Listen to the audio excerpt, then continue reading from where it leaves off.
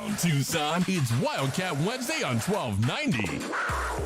As today we hit them hard and let them know who's who. Wildcats Wednesday is brought to you by Tucson's PGA Tour Superstore. Shop the pros at PGA Tour Superstore. Today we celebrate what it means to bear down, Tucson. This is the undisputed home of the Wildcats. Wildcats Radio 1290.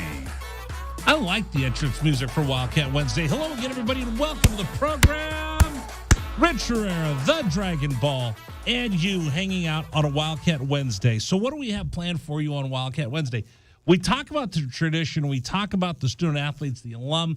It's kind of our salute to the Arizona Wildcats on Wednesday. So coming up on the program today, I will admit to you, and I'm going to get kicked out of the Sports Talk Union because, as a sports talk show host, we're supposed to know everything about everything. We're supposed to be experts on everything under the sun. Have you ever been a sports talk show host that wasn't an expert on everything under the sun and wasn't infallible and could coach better and play better than anybody else who's actually out there coaching or playing? I don't know if that's 100% true. Have you ever heard a sports talk show host that didn't know better than everybody else? That's why I'm good at this job. Yeah. I mean, right? That's true, yeah. Right? I know more than everybody else. I'm smarter than the coaches. I'm more talented than the players. And because I have this microphone I talk into every day, that makes me really the smartest person in the room, plus the fact that I've got a blue check mark and most people don't. This is true. But today I will risk my membership in the Sports Talk Radio Guild because we're going to bring on a guest a little bit later because we celebrate all the athletes of the University of Arizona. Listen, the majority of the time we're talking Arizona football. And if we're not talking Arizona football, is somebody yelling down the hallway? That I'm not sure. I just heard somebody screaming, like mooing down the hallway.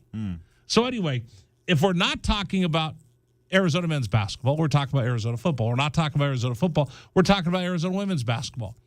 And there's a lot of sports we talk about. Baseball. We talk about softball. We talk about a lot of different sports at the University of Arizona. But there's so many student athletes that don't get recognition that work just as hard as Jaden DeLaura. They work just as hard as Azulis Tabellis, right? They work just as hard as anybody on the women's basketball team. And a lot of times those student athletes come here and they shine and they do everything, but we don't tell their story. Shame on me for doing that. So if you'll indulge me for just a little bit today, we're going to bring on somebody from the Arizona cross country team. And I will admit right here to you in front of God and everybody, I know nothing about cross country. It's a tough sport to kind of get all the vernacular down on. You run. There's a little bit more to it than running. Is there? A little bit. How do you know? I went to Northern Arizona University. It's probably the home of one of the premier cross-country / track and field teams. You know what? It's Siri that keeps popping. That's what's yelling. Oh, I see. But no, NAU has had multiple NCAA championships on the cross-country team. I'm a lumberjack and I don't care. So I'm going to interview somebody, bring him on the program that I know nothing about. So I'm going to ask Brandon Bounds to teach me about cross country. Because as you can tell with my physique, how much I run, and I'm a big, big runner. What? I've run. I've run to the bathroom. Would you say run or jog? No, I've run to the bathroom. Okay. I've run to the couch, and I've run to the refrigerator. I used to run a lot when I was in high school. What, you're doubting me? No, I don't doubt you. I know that's... I used to run home from school every day. Well, yeah, I think every kid does that at some point. No, I wasn't getting chased, but I was... I wasn't saying you were getting chased. Well, I just saw that look on your face. Because I played football and I wrestled in high school. I was bad at both. But I would run home to try to get in shape. It never helped. So I don't know that much about running. So we're going to talk with one of the top runners at the University of Arizona. Brandon Bounds is going to join us here coming up at the bottom of the hour. You should stick around because hilarity is bound to ensue while Rich talks to a student athlete that he knows nothing about their sport. I'm sure he'll give you some tips and pointers on ways that you can get started on running as recreation. No, I'm not going to run. You said earlier this year, if I'm not mistaken, that you or it was you and Glenn or you and Kelvin were going to start doing some like morning runs or something like that. No. Someone had mentioned this. Yeah, maybe somebody wants me to run, but I'm not going to. Maybe if I run to McDonald's to get the 2 for $2.50 sausage McMuffins. Okay, fair. I run to get a breakfast burrito. Fair. Because the boys look at me like, if we have the morning show, morning football game, and I go, hey, guys, I'll bring food. They both go, no! Because they know I'm going to bring a huge, ginormous, greasy chorizo burrito with extra cheese. I mean, that's a good way to wake up, though. And they know that I'm going to bring like an extra breakfast burrito with extra bacon and potatoes on it. Wait, you bring 2 burritos? Well, I got to share with my friends. And if they don't eat, then more for me. So you bring 1 burrito for 2 friends. No, I'll bring 3. And then usually Kelvin will just kind of look at me like, nah. Glenn will go, oh, and then he'll eat half and he'll go, oh, I got to stop. And then I get the rest. To be fair, Kelvin he stays busy in the gym. So I'm sure. Are you fat shaming Glenn? No, I'm saying he stays busy in the gym. Saying. He stays in shape. I mean, he's constantly talking about how he's always like getting done with workouts at like noon, and I'm like, I could barely get myself to get motivated to go to work after the show is done. So anyway, we'll do that for you. Every Wednesday we have our very own coach come on with us, Al Borges. He's been giving us some pretty good stuff. Mm-hmm. So we're going to get him to talk about the Arizona game, what he saw against Mississippi State, and we'll ask him to talk a little bit about the Cats going up against an FCS school coming up this weekend. And it's Wednesday, so that means who stops by at 5 o'clock today? That'd be the voice of the University of Arizona Wildcats. Yeah, so Brian Jeffries, 5 o'clock. You'll want to be in front of your radio for that. So all of that coming up on the program today. But before we do anything else, what's today? Today would be the 14th. Right, so what's going on today? That would be Wildcat Wednesdays. Wildcat Wednesday over at Golf and Stuff between 6 and 8. Come by tonight. Golf and Stuff. It's brought to you by Goodfellas AC. Stop by and register to win a $250 gift card and a $250 Golf and Stuff prize pack. Plus, you can take on the Arizona Walk-On basketball players. Friendly competition. You never know who's going to stop by. It's Golf and Stuff Wednesday, September 14th. For more details, go to wildcatsradio1290.com. All right, did I get all my housekeeping duties out of the way? I think that's pretty much it for right now. I think I'm good to go. Yep. I'm pretty excited for this week. I can't wait to get back down to Bear Down Friday. Oh yeah. Oh, over to Illegal Pete's. I can't wait for that. So I'm pretty fired up. And then tomorrow we've got football. Yes, we do. And this will be the first game that you'll only be able to really hear on the radio unless you have Amazon Prime, because the game will be on Prime for the viewers. So if you don't have Prime and you want You're out of luck, and I'm not inviting you to my house. But you can listen to it here. Because I have every streaming service possible except for the Japanese anime Korean puppetry channel. That's VRV. I don't have VRV on my... do you watch that on the big screen, or do you watch that on your laptop? I watch it on my big screen. I watch it on my laptop. I watch it on my phone. Does it have an app? Yeah. I watch it on my phone. How much does it cost? Just like $10. A month or total? $10 a month. So you spent $120 on that. I like my shows. It's no worse than anything else out there, to be honest with you. No, because about this time of the month, I get hit with my Netflix, Disney Plus, Apple Plus. I'm like, I don't even know I had this Plus thing. Mm-hmm. I'm saving at least $20, maybe $40 more than what the other streaming services are, because those are like $12 and $14 or so. For what? Well, for like Disney Plus, isn't it like $12 something like that? I don't know. Don't ask me. They're starting to raise prices, so all I know is that it's at least cheaper than everything else. It's a steal for those of you that like puppetry. It is. It is. It is. For good anime, it's a good deal. If you like anime, that's a heck of a deal. You know what I like? I like seeing what's going on in my sick, twisted mind. How about that? Warning. The following segment might trigger some listeners, and 1290 does not take responsibility for the following content. What the hell is going on? It's time for the list as we explore the sick, twisted mind of our host, Rich Herrera. And that's when things got bad. And the list of things he is thinking about in that huge size 8 Chrome Magnum head of his. Look at the size of that boy's head. That's like an orange on a toothpick. You're gonna give the boy a complex. Well, that's a huge noggin. Has its own weather system. All right, so what's rattling around in my big old head? You know, we're going to talk, like I said, with Al Borges coming up at 4:30. You're going to want to hear that. Our very own coach here on 1290.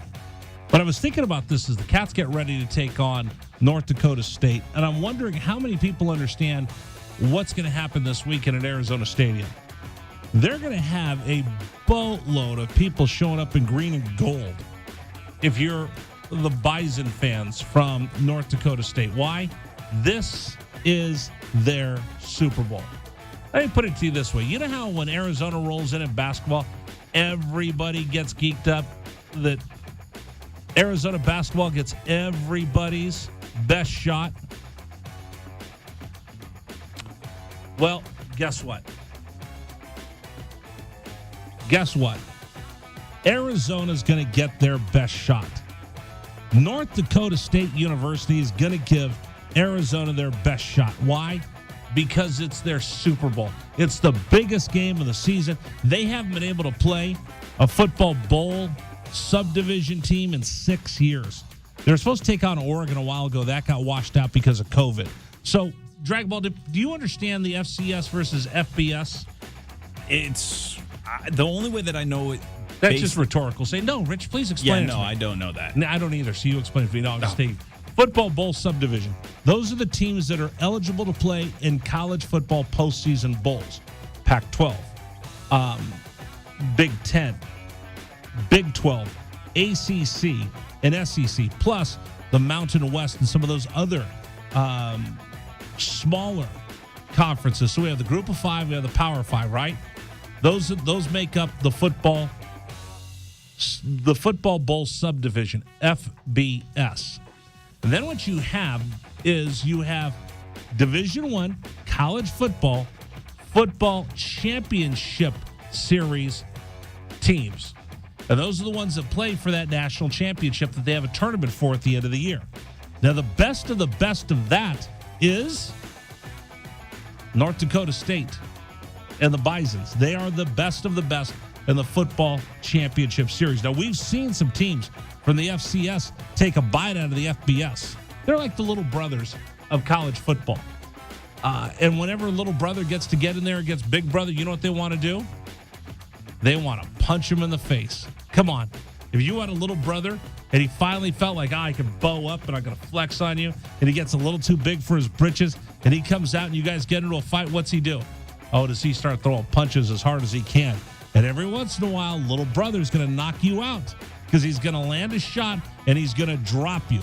And that's what Appalachian State did. That's what Georgia Southern did. And that's what North Dakota State University is going to come in here and try to do. Dragon Ball is an NAU guy.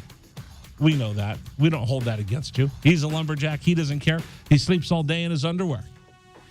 But for you, Dragon Ball, the folks like Dragon Ball.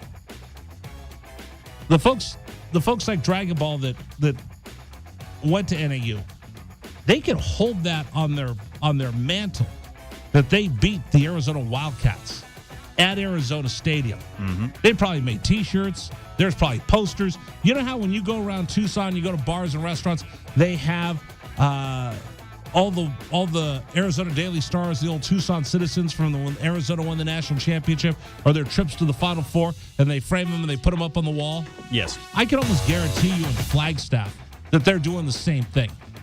I can almost guarantee you in Flagstaff they've got, what's the name of the newspaper up there? The Daily Lumberjack. Is that the student newspaper? That's the student newspaper. All right, what's the name of the newspaper in Flagstaff? It's hard to say because I remember back when I was up there, we were the only television broadcast for news that was up in the Flagstaff area. So, all right, so anyway, I don't know if we have. They have photos of that on their wall.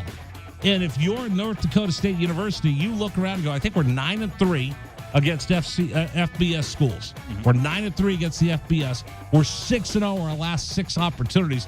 They want to make it 7-0. And would they have a party if they come back with a trophy from the Pacific 12 Conference. They've beaten Iowa, Iowa State, Kansas, Kansas State, Colorado State. But you walk away with the Pac-12, especially being on the West Coast, oh my gosh, they would be able to live on this forever. Forever. So that's what we have coming in. We've got a swarm of bison. Would you call it a herd of bison? Yeah, no, it'd be a herd. A herd of bison coming in to take on the Arizona Wildcats this weekend. Will the Cats take it for granted? I don't think so. I know there are 50 new players that didn't take on NAU last year, but there's enough from last year that remember the loss to NAU and how embarrassing it was. Not that NAU was a bad football team, but as bad as the Cats had lost the year before, as bad as the Cats played last year, that was one of the lowlights for Arizona football, losing to NAU. The 50 new players don't know what it's like to lose to an FCS school. But Tucson knows what it feels like to lose that game. Tucson knows what it's like to be ridiculed after losing to an FCS school. So how many are going to show up and get ready for this battle on Saturday night at Arizona Stadium? Because it will be a battle. I guarantee you, the one goal that the Bison have is to take that first kickoff, have it a touchback, start their 25, and march down the throat of the Arizona defense and put Arizona back on its heels and do everything they can to drive 75 yards, take off 8 minutes off that clock, and have a 7-0 lead. That's their goal running in to Arizona Stadium. So what you going to do, Tucson? Because that's what they're doing. They're coming for you. And that's what's rattling around in my big old head today. All right, coming up on the program, like I said, I am going to learn about cross country. I wish you luck.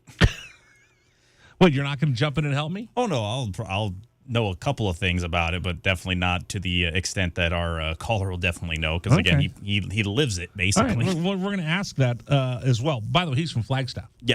Yeah, so we'll talk to Brandon Bounds coming up here in just a bit. I do want to keep talking about the FCS. And then, folks, Al Borges is going to break down and do a lot of X's and O's on what he saw with Arizona football and the scrambling game of Jaden DeLora. That's coming up at 4:30. All of that right here on the home of the Arizona Wildcats. This is Wildcats Radio 1290.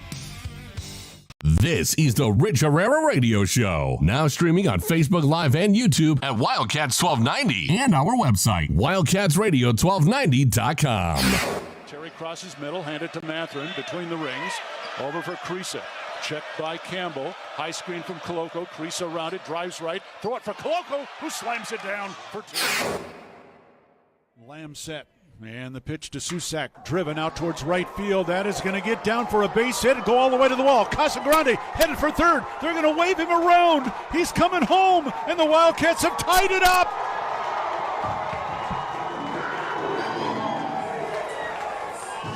Susak with an RBI double to right center. And we're still playing ball. Tied at 16 in the bottom of the 10th.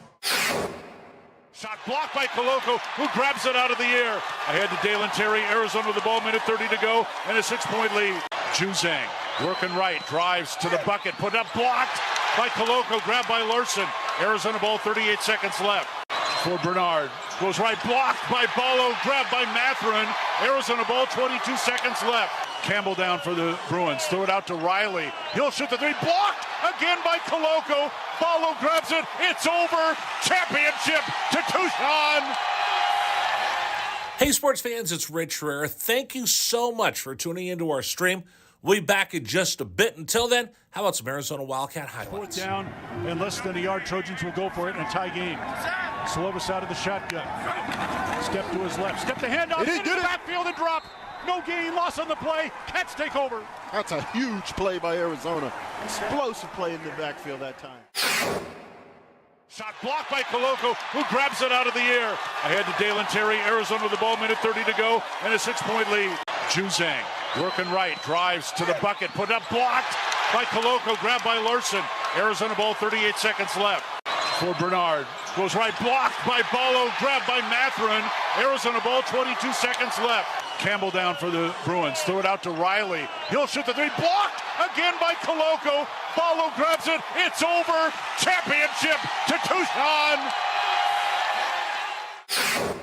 Dalen Terry quickly the other way, out to Tabellas, down the lane to throw it down with the left hand. Look out. The locomotive slams it home. Hey, sports fans, it's Rich Herrera. Show will be back in just a little bit. Thanks for tuning into our stream. Until then, how about some great moments for the University of Arizona Wildcats? Fourth down and 2, Arizona.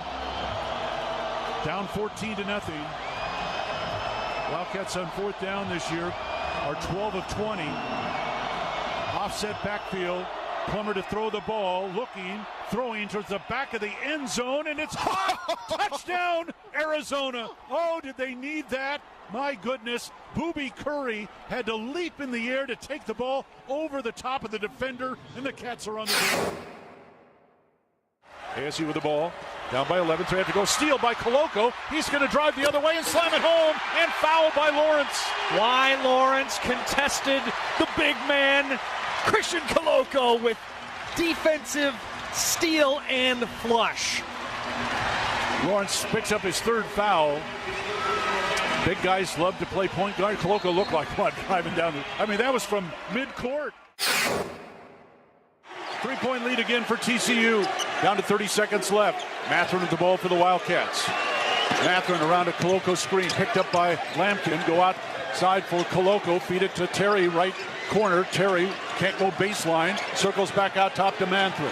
10 to shoot. 16 left in the ballgame. Matherin, 3 balls straight away. Good! That's We're a tied. Huge shot for Ben Matherin in Arizona. Timeout TCU. This ball game is knotted up. 12.6 seconds to go. Ben Matherin drains a deep 3 from straight away. He's got 24 points, and we're all even. Hey, sports fans, this is Rich Herrera. Thanks so much for tuning into our stream. Back in just a bit. Until then, how about some highlights from the University of Arizona? McLeod's going to line up under center. Wiley, the running back. Receiver either side. 2 tight ends.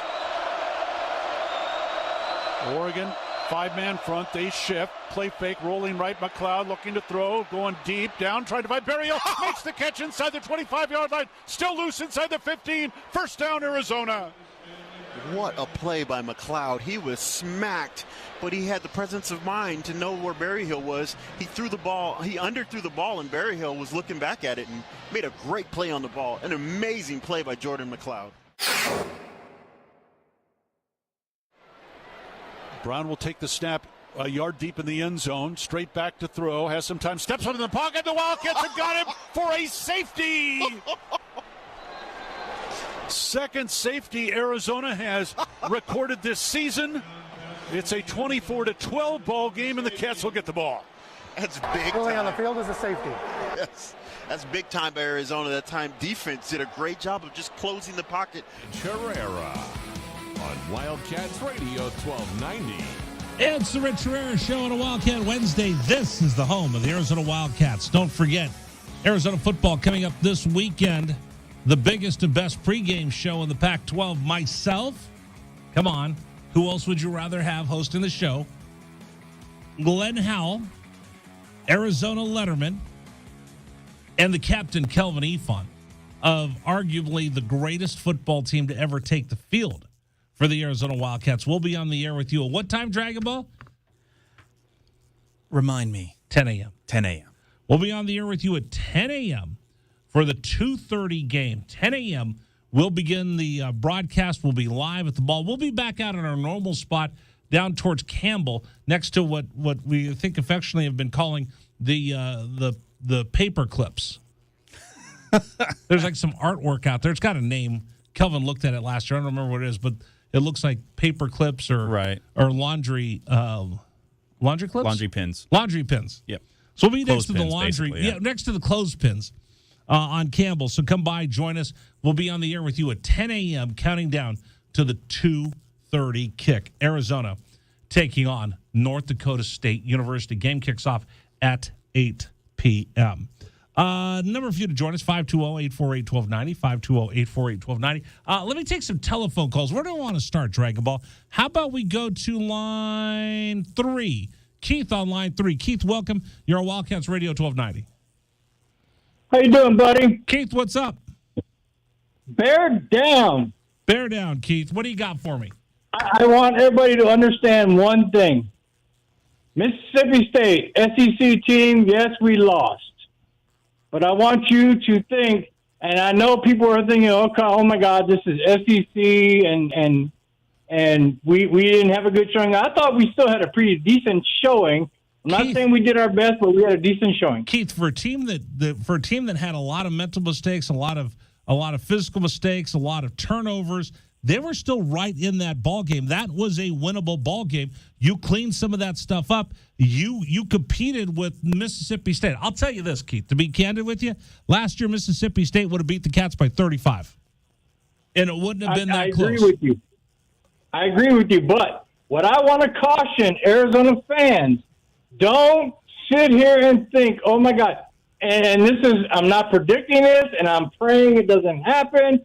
If we lose to North Dakota State, do not think, oh, my God, we lost to a Lord. This team, and just to go back, I know actual football fans will remember this. Appalachian State beat Michigan. Yeah. These teams, this is in the upper echelon of the lower, what they call, in quotations, the lower teams.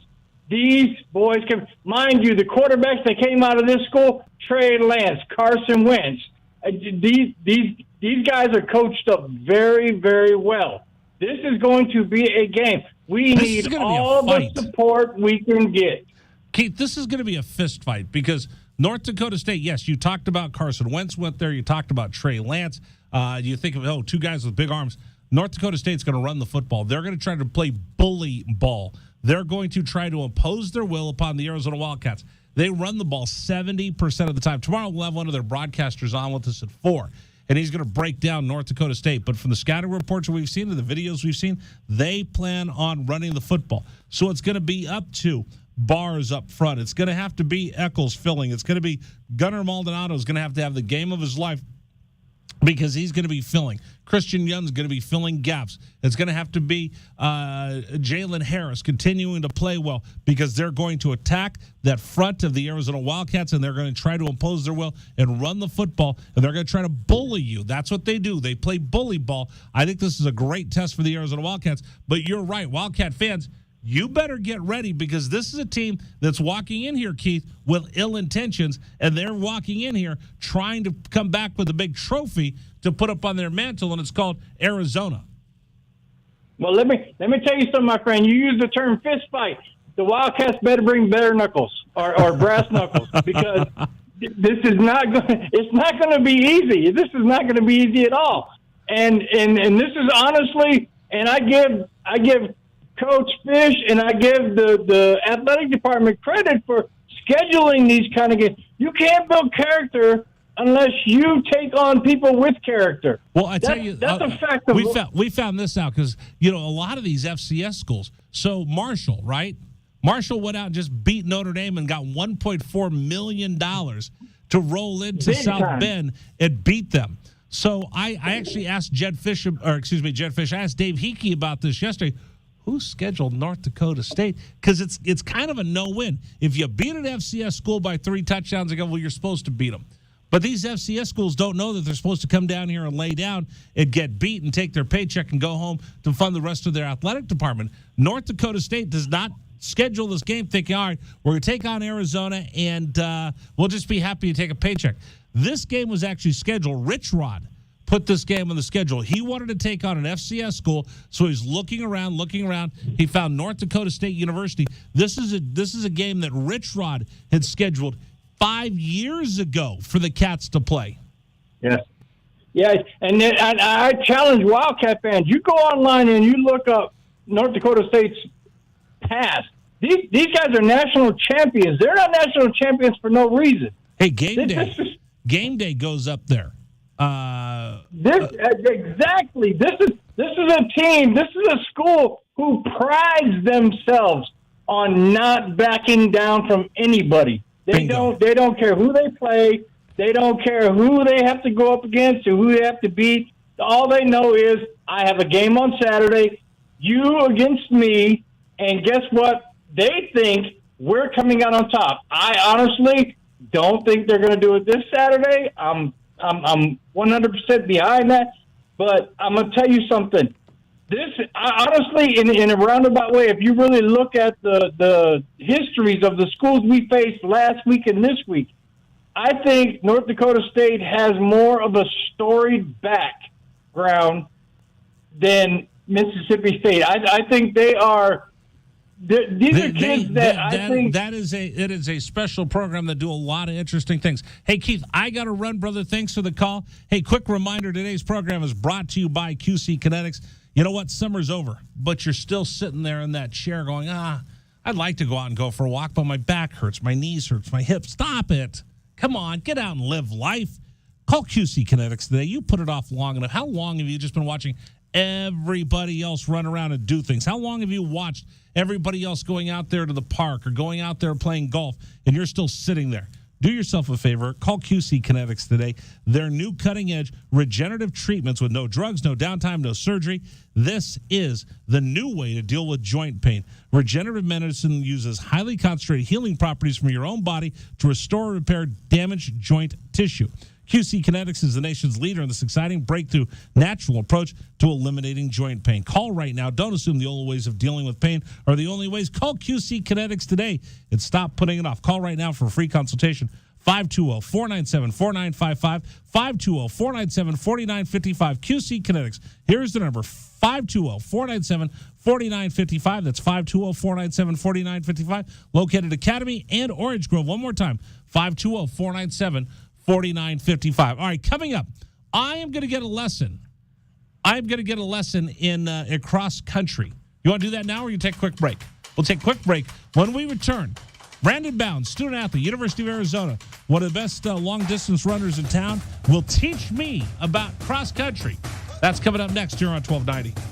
This is the Rich Herrera Radio Show. Now streaming on Facebook Live and YouTube at Wildcats 1290 and our website, wildcatsradio1290.com. Terry crosses middle, handed to Matherin between the rings.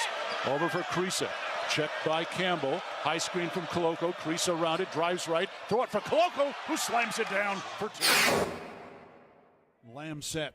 And the pitch to Susak, driven out towards right field. That is going to get down for a base hit and go all the way to the wall. Casagrande headed for third. They're going to wave him around. He's coming home, and the Wildcats have tied it up.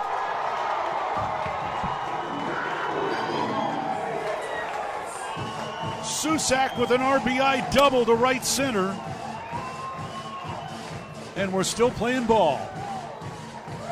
Tied at 16 in the bottom of the 10th.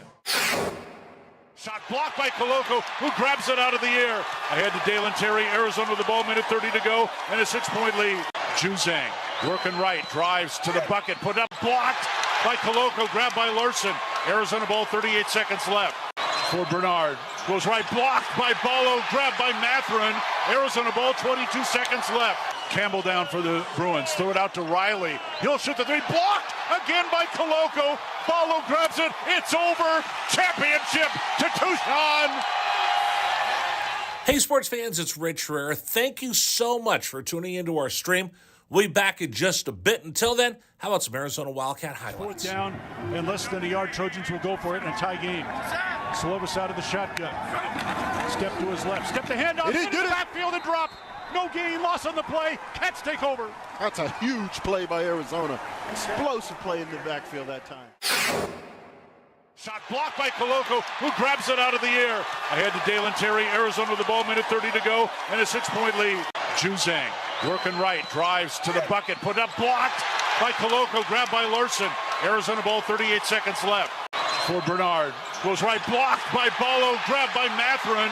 Arizona ball, 22 seconds left. Campbell down for the Bruins, throw it out to Riley. He'll shoot the three, blocked again by Koloko. Ballo grabs it, it's over. Championship to Tucson. Dalen Terry quickly the other way, out to Tabellas, down the lane to throw it down with the left hand. Look out, the locomotive slams it home.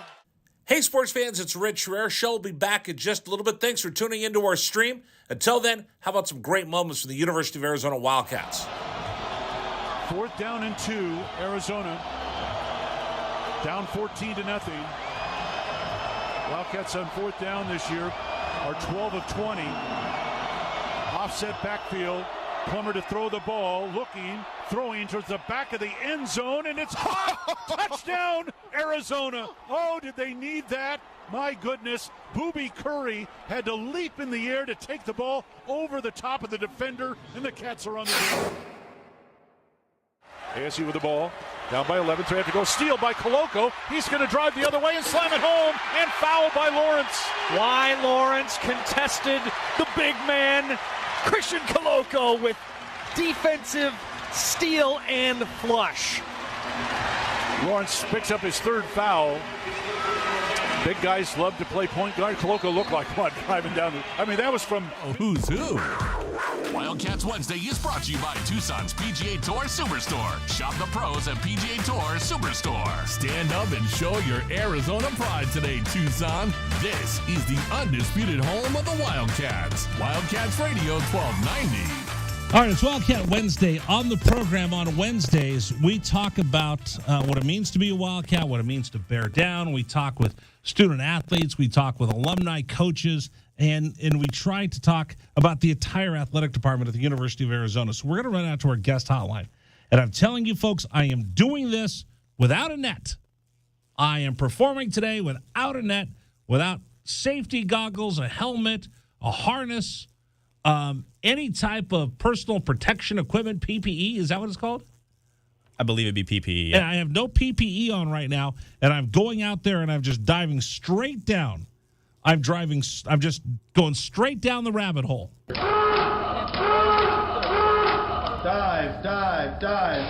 To talk about something that I don't know an awful lot about, which is cross country. Joining us right now is Brandon Bounds, cross country junior runner from the University of Arizona, our special guest here on Wildcat Wednesday as we talk about the men and women that make up athletics at University of Arizona.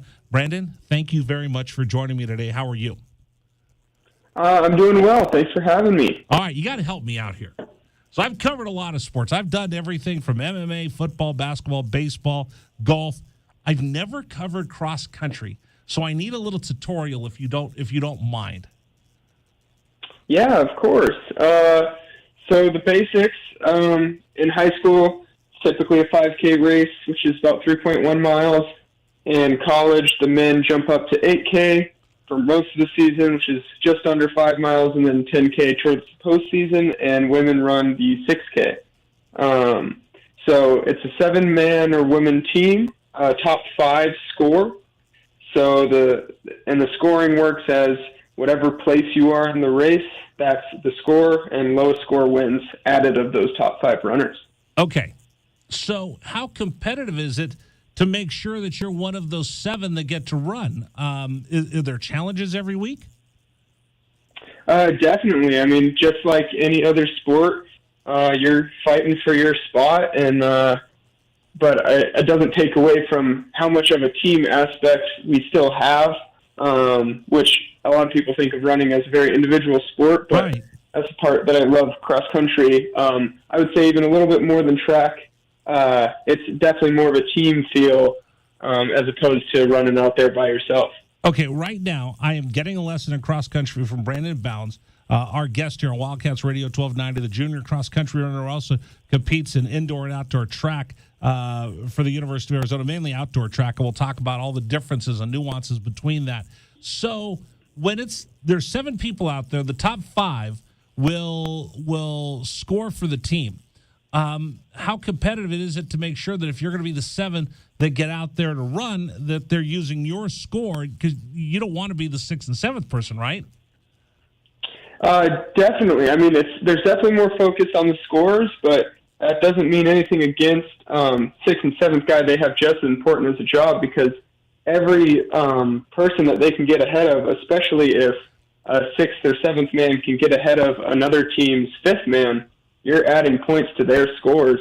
And I've been in races where the 6th man wins the race, and if in the event of a tie through the top 5, they go to the 6th man, and so they are just as important. And So that's where I wanted to go. So like when I watch Tour de France, I realize there's one guy that's out there that's trying to lead, and then the rest of the people on his team are trying to help him by positioning, by moving, by blocking. Tell me how the whole teamwork works. I think it's fascinating that the 6th and 7th man can jump up and beat their 3rd and 4th, push them back, and help propel the team to a win, even though their scores aren't going to be part of the 5 that will be up on the scoreboard. definitely. Yeah, that's kind of one of the fun parts of it, and why it gets so tactical at points is, a team that might run a little slower, but they're bunched up and have that pack running, and they're running really together as a team, is going to be better than a team who has 1, 2, maybe even 3 guys in the top 5. The team who runs together and works together is going to win at the end of the day. Okay, so now this is blowing me away, Brandon. I never thought about any of this in cross country. I just thought it was, all right, I'm going to put on my best running shoes, I'm going to take off, and I'm going to try to run 8K as fast as I can. But that's not really it, right?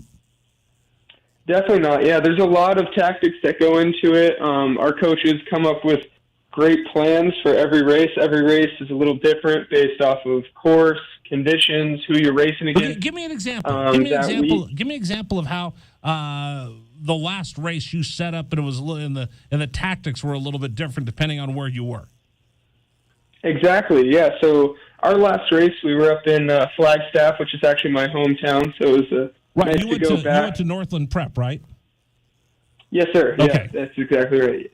All right. So yeah. So what do you have to? So it's a higher elevation, I imagine. What else is different about that? Feet. Okay. It's a little different of a course than most people are used to. So it's all gravel, but the big piece is 7,000 feet. It can really knock you down if you're not mentally and appropriately prepared for it. So also that one was our opener. So we wanted to take it a little more conservative. Our race plan was to go out through 2 miles. We really wanted to run as a group and as a pack. And we did that really well. I think we executed great. And then after that, you start to push the pace, squeeze down as much as you can, and really focus. We focus on closing in that last kilometer of the race to get the best finish that we could. All right, Brandon Bounds joining us right now, cross-country runner, University of Arizona. How did you decide you wanted to run cross-country? Because I think you played basketball in high school, right? Yes, yeah. I played baseball, basketball, soccer, pretty much anything I could do. My parents were very supportive of that, so I did a little bit of everything. But I started running in 5th grade, actually, really just to get into shape for baseball. And then I just kind of fell in love with it as I did it more and more, realized how much more goes into it than meets the eye. And one of the biggest things for me that made me fall in love with it is no matter, you will get out of it what you put into it, more than any other sport I've ever played. For baseball, that was my other favorite sport. You can get up there and have a bad outcome 7 out of 10 times and you're still a great hitter. And sometimes that's just how it falls. But with running, if you're doing the little things and you're working hard, you're going to see that improvement. And I think there's something really special to that. Is it harder mentally or physically for long distance running? Yes. It depends on the day for me personally. There's those days that, especially here in Tucson, I had to get used to getting up at 4 or 5 a.m. to go out and do your run when everyone else is still asleep. Those are definitely some mental challenges. And then also pushing those long runs, you feel it. Everyone's run, that's something everyone can kind of share in. That feeling of just pushing yourself to the limit. There's nothing quite like it. Well, how much do you run a day? How much do you run a week? Yeah, so our weekly mileage varies depending on if we're racing or building. But I would say on average, we as a team run around 60 to 70 miles on a high week and 40 to 50 on a race week. All right, so Christmas break, you go home, right? Yes. You're hanging around, you're seeing your buddies from high school, you're going to other people's houses, you're eating real food back at home. How much do you run that week? That one depends, but usually that one will stay on a good week around 50 to 60, ideally, especially if you're training for indoor season. I was hoping you were going to say, you know what, Rich, I just take the week off and I just eat as much junk food as I can. Yeah, I usually take Christmas Day off. That I will say. Okay, all right, because you're making me feel bad. You're making me feel bad now. Like, so do you? Okay, so this is why I asked: is it tougher physically or mentally? So let's say you run today. How far did you run? Today we're taking it easy for our race, so we did 6 miles, just nice and easy with the group. All right, listen to my homeboy here. Yeah, I took it easy. I only ran 6 miles today, Herrera. Is that? Do you enjoy it? Do you get that runner's endorphin high? Every now and then you get that, but for me, I think it's more of the running with my team and that camaraderie that comes with it. That's something that I've really enjoyed. Is you can go on your easy runs and it feels like you're hanging out with friends. Do you guys talk? Do you guys talk? Have conversations? Definitely get on each other? Every now and then, yeah. But it's all in good fun. Right. And especially at this level, it's on easy days, you go and have fun, but once you're getting into workouts and doing that kind of stuff, you really focus in and get the job done. All right. It's a hard day when you guys are really pressing it, pedal to the metal. How far will you go? So for workouts, those tend to be around 9 to 12 miles. That's with the up tempo, and then long runs can be anywhere from 13 to 15 miles, I would say. But it's very individualized. Not the same thing works for everyone. Right. So coaches have a fun job of trying to figure out what works best for each individual. So what works for you? Like so let's say it's an easy day, or maybe you don't have practice, but you're just going to go out and hit the course. How far would you go? For easy mileage, it's usually around 7 to 8, I think, is my sweet spot for recovery day. Dude, I have a hard time driving 7 miles to go get lunch in my car, and you're running 7 on an easy day. What do people say when they meet you and you go, oh, hey, I'm a student athlete at the University of Arizona. Oh, what sport? Cross country. What's the first thing that comes out of people's mouth? Usually, are you crazy? And my response is usually, yeah, most of us are a little crazy to be running cross country. But it's a good kind of crazy, I would say. Does your family run? Yes. Yeah, my sister was actually on the U of A team. She graduated or did her 5th year last year, and she's now a volunteer assistant coach, which is a lot of fun. Wait a minute. No, hold on. Time out. Your sister's the assistant volunteer coach. Does that mean you have to listen to her? Yes, that is the case. So now she has the thumb over you, right? Definitely. I mean, I'm used to it. I'm the younger sibling, so I've had to deal with that the whole time. But yeah. But how cool is that? How cool is that you get to share this with your sister? It's very cool. It's been an amazing experience, especially getting to run with her and compete the last 2 years. That was something very special because in high school I was able to get 1 year with her, my freshman year, her senior year, and we thought that was going to be it, and never really knew or even dreamed of the potential of us both running at a D1 college like the U of A, and getting that opportunity was something that was awesome for me and my family. All right, Brandon Bounds joining us right now, University of Arizona, cross country.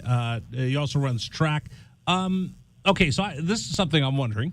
So my son played baseball, so I was the dad sitting in the stands acting like a maniac, and he played football, and I did the same thing. I didn't even think about this for parents and family members and folks who want to support.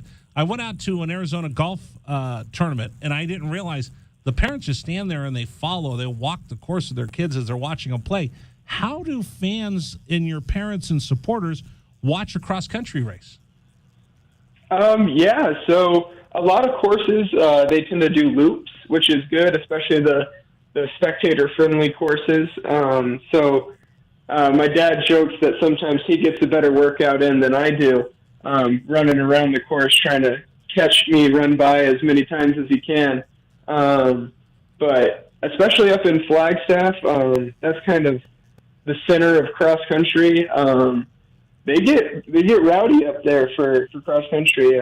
So they've had a lot of people come out and support, which is really cool. Cheer you on, and it's a cool feeling coming down that straightaway at the end of the race and hearing all those folks kind of bring you home. Have you ever thought about, or have you ever done a marathon? I have not done one. Definitely thinking I'm going to do one or two post-competitive stuff, but just to say I did it, probably. Now, Brandon, I don't mean to brag, but I've actually walked my own personal marathon, so I've got one up on you. I actually one day, I had heart surgery a number of years ago, and I said 1 year after having heart surgery, I am going to go. What is it? 32.2 miles for a marathon. 26.2. 26.2. That's right. I didn't go that far. I went 20. I said I'm going to go 26.2. 1 year from now, I'm going to get up out of this hospital bed. I'm going to do 26.2 miles, and I did. Now, it took me like 14 hours to walk 26.2 miles, and I had to stop a couple times to change my shoes because I got blisters. But I still was able to do that. So, one day, hopefully, you'll be able to live up to my long-distance walking and get 26.2 miles in. Now I don't feel so bad about Brandon running 7 miles, and I was complaining about driving 7 miles today to In-N-Out. That's very impressive. Yeah, that's awesome. Congratulations. Thank you. How many calories do you have to burn a day? Oh, that's a good question. I'm not really sure. Can you eat anything you want? Quite a bit. Yeah, pretty much. My family always gives me a hard time that they like it when I'm off at college because their grocery bill goes down quite a bit. I was going to say, between you and your sister both running cross country, that's a lot of calories that you guys burn. Definitely, yeah. That is awesome. All right, so what's your major? What are your future plans? Yeah, so right now I'm studying biomedical engineering. I'd like to go to med school is kind of the goal right now. We'll see, but it kind of depends on MCAT scores and all of that. But yeah, we'll start getting that figured out in the next couple of years. Jeez, how much do your mom? Listen, I brag about my son all the time. How much does your mom and dad brag about you? I got a Division I college athlete, student athlete. He goes to school with the sister. He's a biomedical engineer, and he's probably going to go to med school. I mean, your neighbors must get tired of your parents talking about you and your sister. Well, I hope not. That is awesome. All right, I do have one more goofy question for you. Shoot. When you're running, do you listen to music, podcasts? Do you have headphones in, or do you just want your mind to be free and clear and not have anything in your ears? Yeah, so a little bit of both actually on that. So when I'm running with a group, definitely no headphones. I like to be a part of that, especially workouts. You got to be focused and dialed in because you're not going to be, listening to music during a race. So you want to simulate that as best as possible. But for summer training, when you're just kind of getting in the miles, not really worried about training as much like workouts, I'll throw in the headphones, listen to some music, podcasts here and there. Definitely helps to pass the time, especially running on my own a good bit since everyone kind of goes home for summers. So, yeah. Okay, so what's on your playlist? I grew up listening to 90s country, so that's the big one for me. And then podcasts, I like Stuff You Should Know. I don't know if you ever heard of that one. I love that podcast. Yeah, that's my favorite, just random facts. It helps you. So, okay, listen, I'm let's be honest here, Brandon. I'm trying to get you to motivate me to get up in the morning and just go for a 2-mile walk. So I was, I've got like my own power not power ballad, but my own up-tempo music that I listen to try to motivate me and make me forget how bad my feet hurt. I'll listen to podcasts. Do you have any other advice that could get people going that need to get up and exercise? That's a great question. The biggest thing I have to tell people who, want to get into running is the hardest part is getting past that week to 2 weeks of doing it consistently. Once you get into that rhythm and you find a spot in your schedule that works best for you to do it, it becomes that habit. And what I find is when I don't run for a couple of days, whatever it's injury or whatever, I get hungry to run more. And so I think it's getting past that first little chunk that, yes, it does suck even for us when we'll take a couple weeks off at the end of the season. Those first couple days back can be brutal. And just know that it's not just you is probably the best thing that I have to say for that. See, you just made my day. Now I don't feel bad because I'll get on my walks and I'll go for like 4 or 5 days.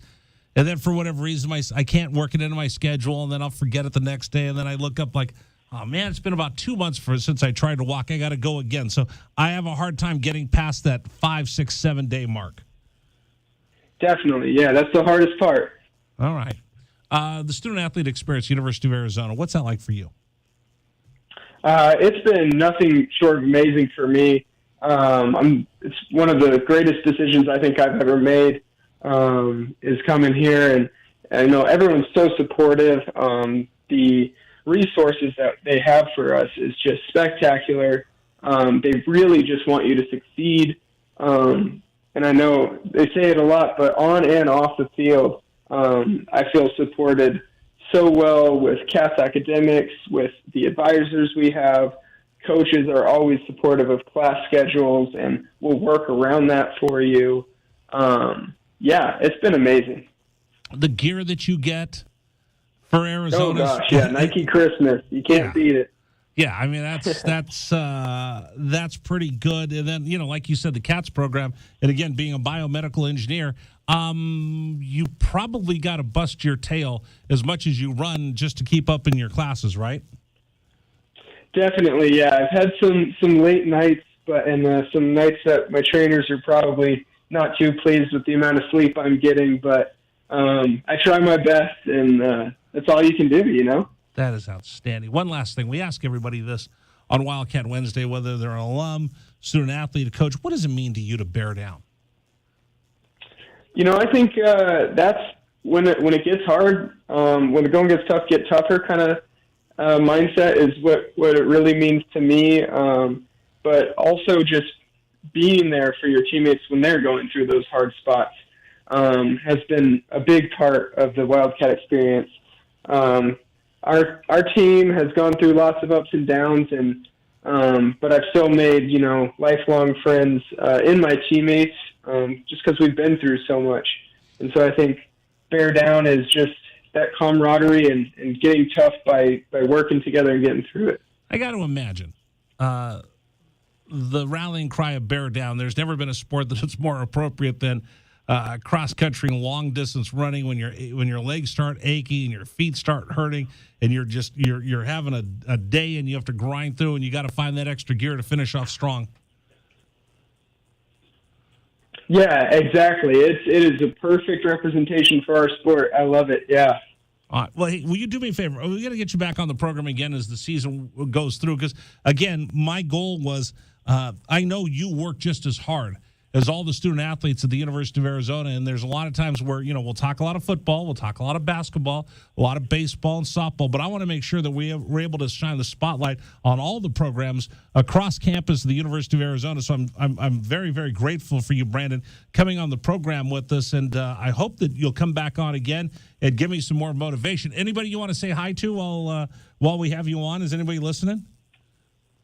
I don't know if anyone's listening, but, hi, Mom, hi, Dad, the usual stuff. Hey, come on, because they put the TV cameras on at the games and they go, hi, Mom, so I wanted you to be able to do the same. Oh, yeah, definitely. All right. By the way, tell your mom and dad this will be on YouTube so they can go back and watch it. I actually put your picture up on the screen, so I do appreciate you coming on. And boy, that's an interesting. I never thought about the tactics that you'd have to use across country, but I think that's pretty cool that like the 6th and 7th guy can stand there and get in the way of somebody pushing back a couple spots, and your team comes away with the victory. That's pretty cool. Definitely, yeah. It's a lot of fun. It's very dynamic. I love it to death. You know what? I'll see if I can bring a sack lunch and a lawn chair and watch you run. That might be kind of fun. Yeah, we got our home race coming up, Dave Murray Invitational, September 30th, for anyone who wants to come out. Hey, I appreciate you coming on. Bear down. Best of luck, and we're going to talk to you again real soon. Awesome. Sounds great. Thanks for having me. All right. Thank you so much. Brandon Bounds joining us here, cross-country runner, University of Arizona. Dragon Ball, did you know any of that? Not all of that. Definitely a little bit because, again, like I said, being up in Flagstaff, there's a lot of, like you said, they get rowdy for cross-country in Flagstaff. Well, I just thought that was kind of cool. Like, see, I figured out what spot I could be. There you go. I figured out I should have ran cross-country in high school. Because I could be number 7. You could. As wide as I am, if I just stand there, and people have to run all the way around me, that would just take them out and they drop back a couple places. I could be like the goalie stopping the guys from advancing up on my team. That's one way to go. Man, I could have been across country. We'll continue with you. Coming up, we're going to talk about Jaden DeLauro. What does he have to do this week? That's next. This is the Rich Herrera Radio Show. Now streaming on Facebook Live and YouTube at Wildcats 1290 and our website, wildcatsradio1290.com. Terry crosses middle, handed to Matherin between the rings. Over for Creasa. Checked by Campbell. High screen from Koloko. Creasa around it, drives right. Throw it for Koloko, who slams it down for 2. Lamb set. And the pitch to Susak, driven out towards right field. That is going to get down for a base hit and go all the way to the wall. Casagrande headed for third. They're going to wave him around. He's coming home, and the Wildcats have tied it up.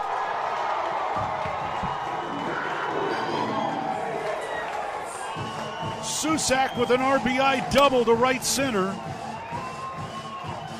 And we're still playing ball.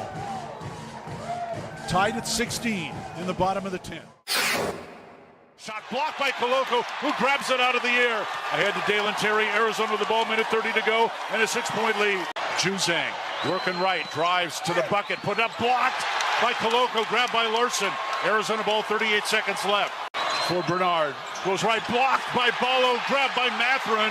Arizona ball, 22 seconds left. Campbell down for the Bruins, throw it out to Riley. He'll shoot the 3, blocked again by Koloko. Ballo grabs it, it's over. Championship to Tucson. Hey, sports fans, it's Rich Herrera. Thank you so much for tuning into our stream. We'll be back in just a bit. Until then, how about some Arizona Wildcat highlights? 4th down and less than a yard. Trojans will go for it in a tie game. Slovis out of the shotgun. Step to his left. Step to handoff. Into the backfield and drop. No gain, loss on the play. Cats take over. That's a huge play by Arizona. Explosive play in the backfield that time. Shot blocked by Koloko, who grabs it out of the air. Ahead to Dalen Terry, Arizona with the ball, minute 30 to go, and a 6-point lead. Juzang working right, drives to the bucket, put up, blocked by Koloko, grabbed by Larson. Arizona ball, 38 seconds left. For Bernard, goes right, blocked by Ballo, grabbed by Matherin. Arizona ball, 22 seconds left. Campbell down for the Bruins, throw it out to Riley. He'll shoot the 3, blocked again by Koloko. Ballo grabs it, it's over. Championship to Tucson. Dalen Terry quickly the other way, out to Tabellas, down the lane to throw it down with the left hand. Look out. The locomotive slams it home. Hey, sports fans, it's Rich Herrera. Show will be back in just a little bit. Thanks for tuning into our stream. Until then, how about some great moments for the University of Arizona Wildcats? 4th down and 2, Arizona. Down 14-0. Wildcats on 4th down this year are 12 of 20. Offset backfield. Plummer to throw the ball, looking, throwing towards the back of the end zone, and it's caught! Touchdown, Arizona! Oh, did they need that? My goodness, Booby Curry had to leap in the air to take the ball over the top of the defender, and the Cats are on the field. ASU with the ball. Down by 11, 3 have to go. Steal by Koloko. He's going to drive the other way and slam it home. And foul by Lawrence. Why Lawrence contested the big man, Christian Koloko, with defensive steal and flush. Lawrence picks up his third foul. Big guys love to play point guard. Koloko looked like one driving down. That was from midcourt. 3-point lead again for TCU. Down to 30 seconds left. Matherin with the ball for the Wildcats. Matherin around a Koloko screen. Picked up by Lampkin. Go outside for Koloko. Feed it to Terry, right corner. Terry can't go baseline. Circles back out top to Matherin. 10 to shoot. 16 left in the ballgame. Matherin, 3 balls straight away. Good! That's We're a tied. Huge shot for Ben Matherin in Arizona. Timeout TCU. This ball game is knotted up. 12.6 seconds to go. Ben Matherin drains a deep 3 from straight away. He's got 24 points, and we're all even. Hey, sports fans, this is Rich Herrera. Thanks so much for tuning into our stream. Back in just a bit. Until then, how about some highlights from the University of Arizona? McLeod's going to line up under center. Wiley, the running back. Receiver either side. 2 tight ends. Oregon, 5-man front. They shift. Play fake, rolling right. McLeod looking to throw. Going deep. Down, trying to find Berryhill. Makes the catch inside the 25-yard line. Still loose inside the 15. First down, Arizona. What a play by McLeod. He was smacked, but he had the presence of mind to know where Berryhill was. He threw the ball. He underthrew the ball, and Berryhill was looking back at it and made a great play on the ball. An amazing play by Jordan McLeod.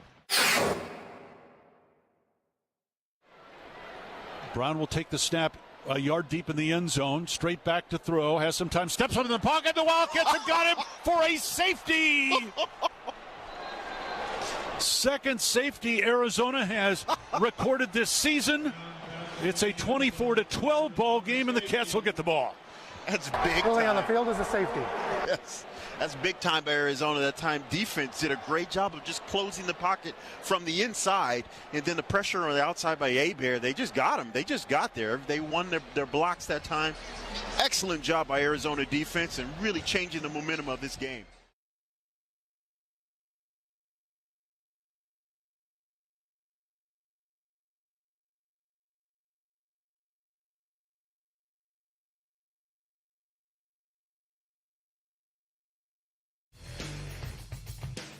All right, Rich Herrera Radio Show with you. Thanks for joining us, everybody. That was fun. Talked with Brandon Bounds, Arizona cross-country runner. Did you learn anything? Oh, yeah. That if I was a cross-country runner, I could eat everything I want? Well, I don't think that's entirely accurate. I think it is. But you definitely burn a lot of calories. I think if I became a cross-country runner, I could go to Golden Corral. You think so? Just every day? I go out there every. Now, see, what would end up happening faster? You not being able to keep your position in the race, or your bank account would be completely drained? Because if you're doing that every day, I can guarantee you're not going to be doing a lot of other things with your money at that point. Could I ever tell you this story? Oh, no. This was not me. This was my friend John Anderson. Okay. So I think it was our sophomore year of school. They had an all-you-can-eat salad bar. Right? So you go get a salad bar because they're normally all-you-can-eat, right? Yeah, salad bars are... Yeah, all-you-can-eat salad bar. So he went and got the plate, and he ate. They took the plate, and he goes, watch this. And he takes the plate, and wipes it down, he puts it in his backpack. And he comes back the next day, and he's got a salad plate, and he goes and he gets another serving of salad. With the same plate that he took from the previous day? Right. He just put it in his backpack. Then the next day he comes back, and he's got the same plate, and he goes and gets the salad again. And he does it for about a week and a half, and finally somebody notices that he's walking in with his own plate. Because you could walk, you can get salad, you go eat, and if you want a second helping, you go back and get more. Yeah. So he would go and get salad, sit down and eat, go back and get more, put it in his backpack. He'd wipe it all down so there's not dressing all over it. And then he would come back the next day and save salad plate. So the lady who ran the dining commons said, "Hey, what are you doing?" And he goes, I'm getting more salad." And she goes, "You didn't pay for it?" He goes, "Yes, I did." And she goes, "No, you got to pay for it and get a plate." He goes, "I got a plate." And she goes, "I didn't see you get a plate from over there." He goes, "No, I have my plate." And she goes, "Where did you get that plate?" He goes, I got it when I paid my $8 for the all-you-can-eat salad bar." And she said, "Yeah." He goes, "When did you get it?" And he goes, "I don't know, a week and a half ago." And she goes, "It's all you can eat." And he goes, "Yeah." And she goes, "But you can't take the salad plate home." And he goes, "Why not?" And she says, "Because you can." He goes, "Why not?" And she's standing there trying to remember. He goes, "It says, all you can eat salad bar, period. It doesn't say all you can eat today. It doesn't say all you can eat one visit. It just says all you can eat salad bar."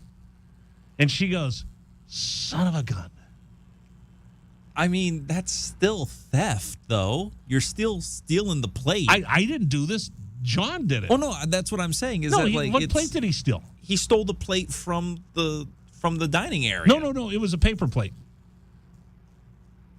It was a specific paper plate because they didn't want someone like me just getting a plate and going over there and putting a bunch of salad on there like Blue to an Animal House, which I was wanting to do. So he kept putting a paper plate in his backpack. Eventually, that was covered in ranch. No, he wiped it down. He cleaned it up every day. You can wipe that down as much as you want. There's going to be residue on the paper plate. This isn't me. This is him. No.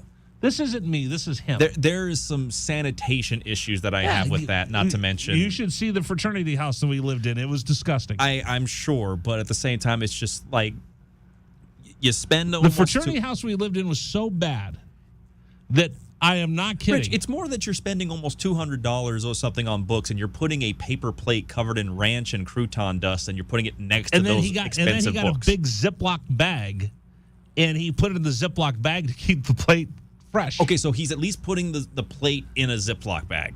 Yes. Okay. So you're not disgusted that he ate off the same plate every day. You're disgusted that it was in there next to his books. I mean, I can't speak on that because I'm the kind of individual that when I go out and I get something to eat at whatever fast food restaurant I go to, I will reuse the cup that I had from that lunch, and I will reuse it throughout the day just so that I don't need to do dishes afterwards. Wait a minute, what? So if I were to go and, say, get a fast food burger combo or something like that, right? Okay. Whatever the cup is that I get my drink in, I will use that cup and rinse it out with water in case I need to go ahead and put a different soft drink or water or whatever it is. And I will reuse that cup because I don't want to have to go ahead and get into my cupboard to pull a cup out and do dishes. That's disgusting. Well, yeah, no, obviously it's disgusting, but at the same time, it's not touching books. It's not in my bag. I don't know. If there's a leftover soda on my desk, I'll drink it the next day. Is that gross? See, it's just flat soda at that point. I know, but it's still, I don't want it to go to waste. It's not great. So John used to get that paper plate, and he would use it. He used it every day for an entire year. And finally, the lady at the who ran the dining commons just laughed. She goes, "Go ahead. I don't want to argue with you anymore." She just gave up, and he spent, I think it was like $4.50 for an entire year's worth of salad bar. I mean, at the very least, it's like he's not adding to the landfill by reusing the plate, but I have to imagine that plate probably is stinking by that point. Of all the things I've told you in the story today, the thing that you're the most disgusting. I went through the gambit, all right? I'll just say that. I went through a gambit listening to this and trying to figure out piece by piece what should make me upset about this story. I'm looking for something to be mad. It's a great story. Oh, it is a great story. It's a great story. Or, I've been to, we don't have these here. We don't have Shakey's Pizza, do we? No, I don't. We don't have Round Table either, do we? No. Again, why am I diabetic? Probably from going to these places. But we used to have Shakey's, and the radio station had trade, meaning somebody gives us advertising, and they give us food coupons. So when I first started out in radio, I ate every day at Shakey's all-you-can-eat bunch of lunch. And it got to the point where they go, you know what? We'd rather pay cash than have this fat guy come in here and eat. And, I mean, I would go in there. I'd walk in and undo my belt and just sit down and go to town. Hey, man, if it's there, it's there. Because it was pizza, chicken, and Mojo potatoes. Mojo potato? You've never had Mojo potatoes? What is a Mojo potato? So you take fried chicken and you coat it in buttermilk and flour. Yes. Now take a potato and do the same thing and fry it together. So it's got fried chicken crust-like substance outside of a French fry. Or sometimes they cut it into little pieces. So delicious. So delicious. Something I'm going to have to look at. Or when we lived in San Diego, there was a round table near us, and they'd have all-you-can-eat pizza nights, like on Tuesdays. Right. And I would go in there, and they'd go, no! I don't think they had that kind of a visceral reaction to you. No! Tell that fat guy to go away! I don't think they had that. No boss! I like how the camera followed you as you, disappeared into the corner there. It's a very horror What is movie-esque. the best all-you-can-eat here in town? I want to find an all-you-can-eat brunch. That's a question for another day. I had to think about that. If anybody can help me out, I'd love that's to your find next Mount Rushmore right the there. Mount Rushmore of the best all-you-can-eat places in town. I'd love to go. I think the resort, I don't know if the resorts do it anymore after COVID, to do an all-you-can-eat brunch. Probably not. It'd be nice, though. It'd be real nice. Brunch. Ooh. Now, see, this was a rabbit hole I did not take us down. This was not me who did this. Are you sure? I'm pretty sure.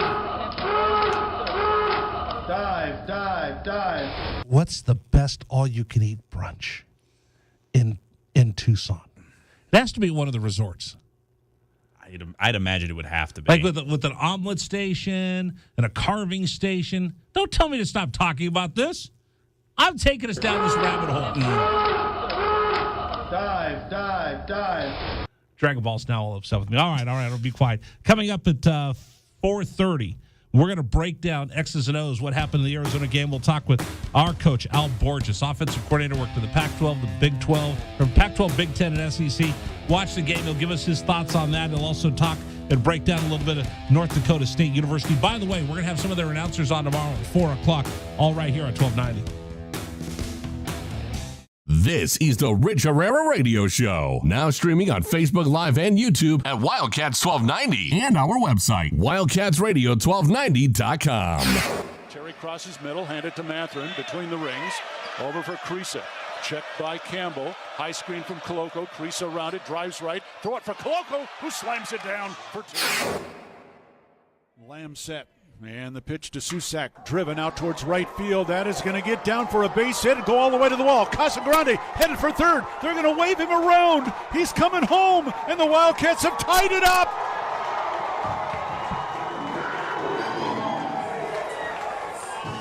Susak with an RBI double to right center. And we're still playing ball. Tied at 16 in the bottom of the 10th. Shot blocked by Koloko, who grabs it out of the air.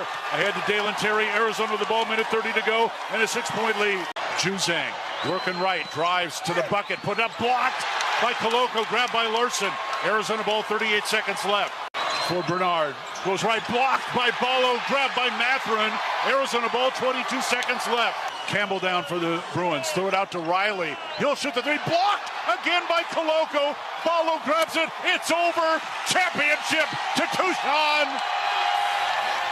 Hey, sports fans, it's Rich Herrera. Thank you so much for tuning into our stream. We'll be back in just a bit. Until then, how about some Arizona Wildcat highlights? Fourth down, in less than a yard, Trojans will go for it in a tie game. Slovis out of the shotgun. Step to his left, step the handoff, into the backfield and drop. No gain, loss on the play. Cats take over. That's a huge play by Arizona. Explosive play in the backfield that time. Shot blocked by Koloko, who grabs it out of the air. Ahead to Dalen Terry, Arizona with the ball, minute 30 to go, and a 6-point lead. Juzang working right, drives to the bucket, put up, blocked by Koloko, grabbed by Larson. Arizona ball, 38 seconds left. For Bernard, goes right, blocked by Ballo, grabbed by Matherin. Arizona ball, 22 seconds left. Campbell down for the Bruins. Throw it out to Riley. He'll shoot the three. Blocked again by Koloko. Follow grabs it. It's over. Championship to Tucson. Dalen Terry quickly the other way. Out to Tabellis. Down the lane to throw it down with the left hand. Look out. The Locomotive slams it home. Hey, sports fans, it's Rich Rare. Show will be back in just a little bit. Thanks for tuning into our stream. Until then, how about some great moments from the University of Arizona Wildcats? 4th down and 2, Arizona. Down 14-0. Wildcats on 4th down this year are 12 of 20. Offset backfield. Plummer to throw the ball, looking, throwing towards the back of the end zone, and it's caught. Touchdown, Arizona. Oh, did they need that? My goodness. Booby Curry had to leap in the air to take the ball over the top of the defender, and the Cats are on the board. ASU with the ball. Down by 11, so they have to go. Steal by Koloko. He's going to drive the other way and slam it home, and foul by Lawrence. Why Lawrence contested the big man, Christian Koloko, with defensive steal and flush. Lawrence picks up his 3rd foul. Big guys love to play point guard. Koloko looked like what, driving down that was from mid-court. 3-point lead again for TCU. Down to 30 seconds left. Matherin with the ball for the Wildcats. Matherin around a Koloko screen, picked up by Lampkin. Go outside for Koloko. Feed it to Terry, right corner. Terry can't go baseline. Circles back out top to Matherin. 10 to shoot. 16 left in the ballgame. Matherin, 3 balls straight away. Good! That's We're tied. a huge shot for Ben Matherin in Arizona. Timeout TCU. This ball game is knotted up. 12.6 seconds to go. Ben Matherin drains a deep 3 from straight away. He's got 24 points, and we're all even. Hey, sports fans, this is Rich Herrera. Thanks so much for tuning into our stream. Back in just a bit. Until then, how about some highlights from the University of Arizona? McLeod's going to line up under center. Wiley, the running back. Receiver either side. 2 tight ends. Oregon, 5-man front. They shift. Play fake, rolling right. McLeod looking to throw. Going deep. Down, trying to find Berrios. Makes the catch inside the 25-yard line. Still loose inside the 15. First down, Arizona. What a play by McLeod. He was smacked, but he had the presence of mind to know where Berryhill was. He threw the ball. He underthrew the ball, and Berryhill was looking back at it and made a great play on the ball. An amazing play by Jordan McLeod. I'm still thinking about all-you-can-eat brunch. How about all-you-can-eat pizza? All-you-can-eat pizza? I don't know. I haven't been to an all-you-can-eat pizza spot in a long while. Really? What's wrong with you? Pizzas just, when they get left out too long, they just don't get good. What? No, Are you a finicky eater? I mean, if it's... I've seen you eat for like the same meal for 7 hours and it got cold. This is true, but at the same time, if I go to an all-you-can-eat pizza place, it's going to be just sad when all the pizza's all like the cheese is hard and everything else. I mean... Then you just ask them to bring out new pizza. When there's like 8 slices left of the pizza, that's throwing away a perfectly... No, somebody else will come eat it. You don't know that. Are you that finicky? I might be. I might be a little finicky. Ever so slightly. I worked with a guy once who had an iron stomach. And he could eat anything. It was disgusting. Oh, boy. He would go get in the old ballparks, they used to have a crank where you get fresh onions. They put onions in and you crank it. It would actually cut up the onion. You get fresh onion for your hot dog. So he would get that, and he'd get a thing of salt, and he'd get a boat, the little boats they put yes. like Fritos in. He'd get that of salsa with onions and jalapenos. Then he'd get popcorn, and he would take the popcorn, each kernel, and he'd open up a pat of butter, and he'd put about half a pat of butter in each kernel of popcorn, and then dip it in the salsa and the onions and eat it. There are some combinations that are not meant to be had. All right, do you want to hear the funny part was? The booth was not fresh. when he got done working. Say no more. Right? I mean, that's expected. That's expected. The booth did not have did not smell like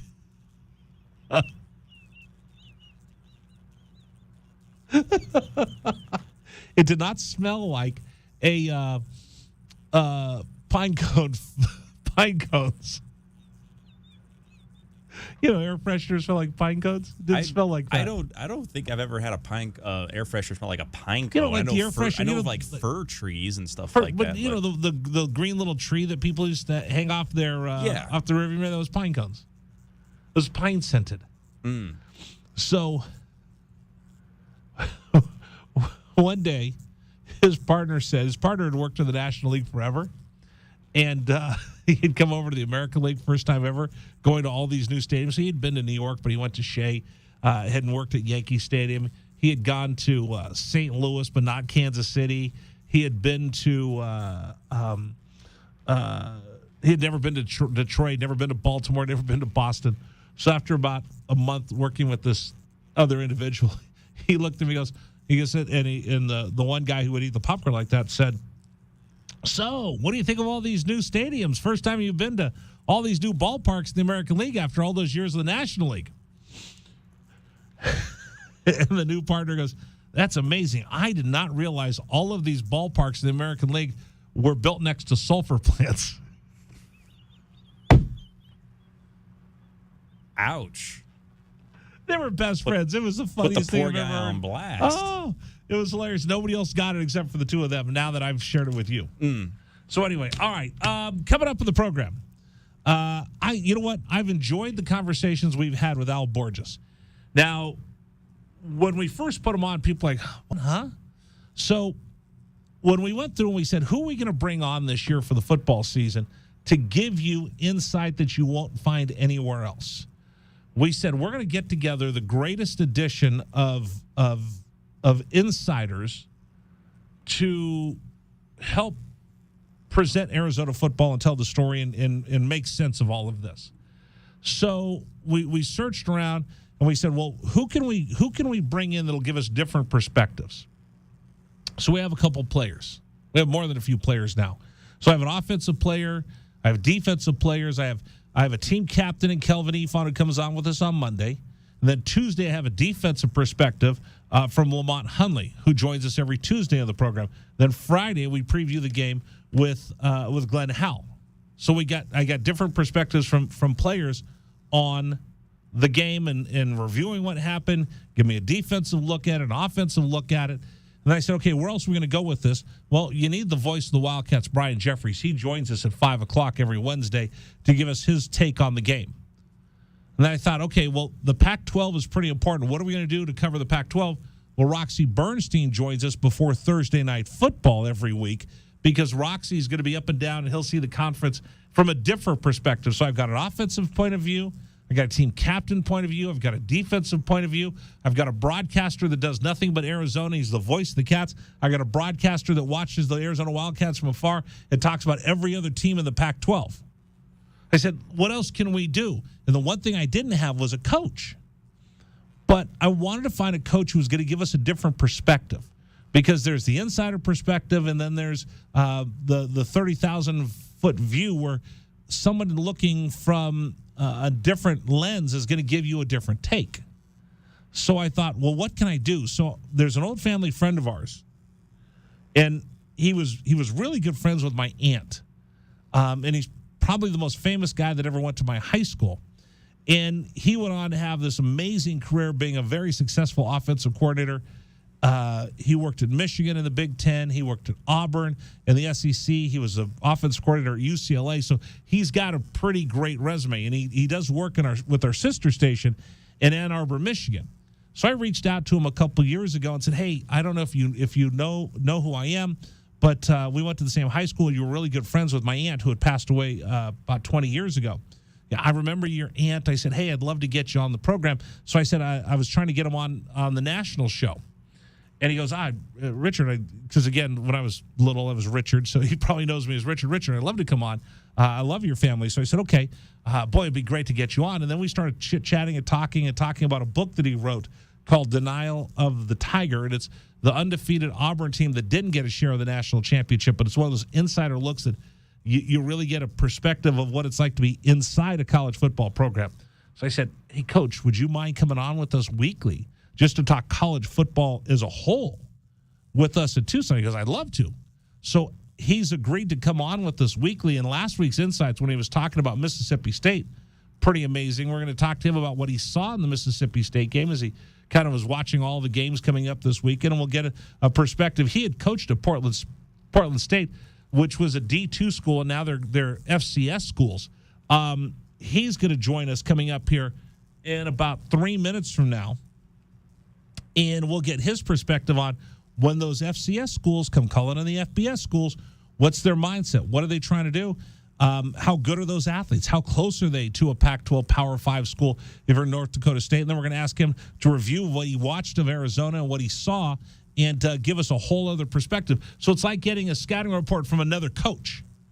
So, again, if you're looking for the best in Arizona Wildcat coverage, I got offensive players, I got defensive players, I got broadcasters that broadcast Arizona football. I've got broadcasters that broadcast all the rest of the schools in the Pac-12 to give you that overarching perspective.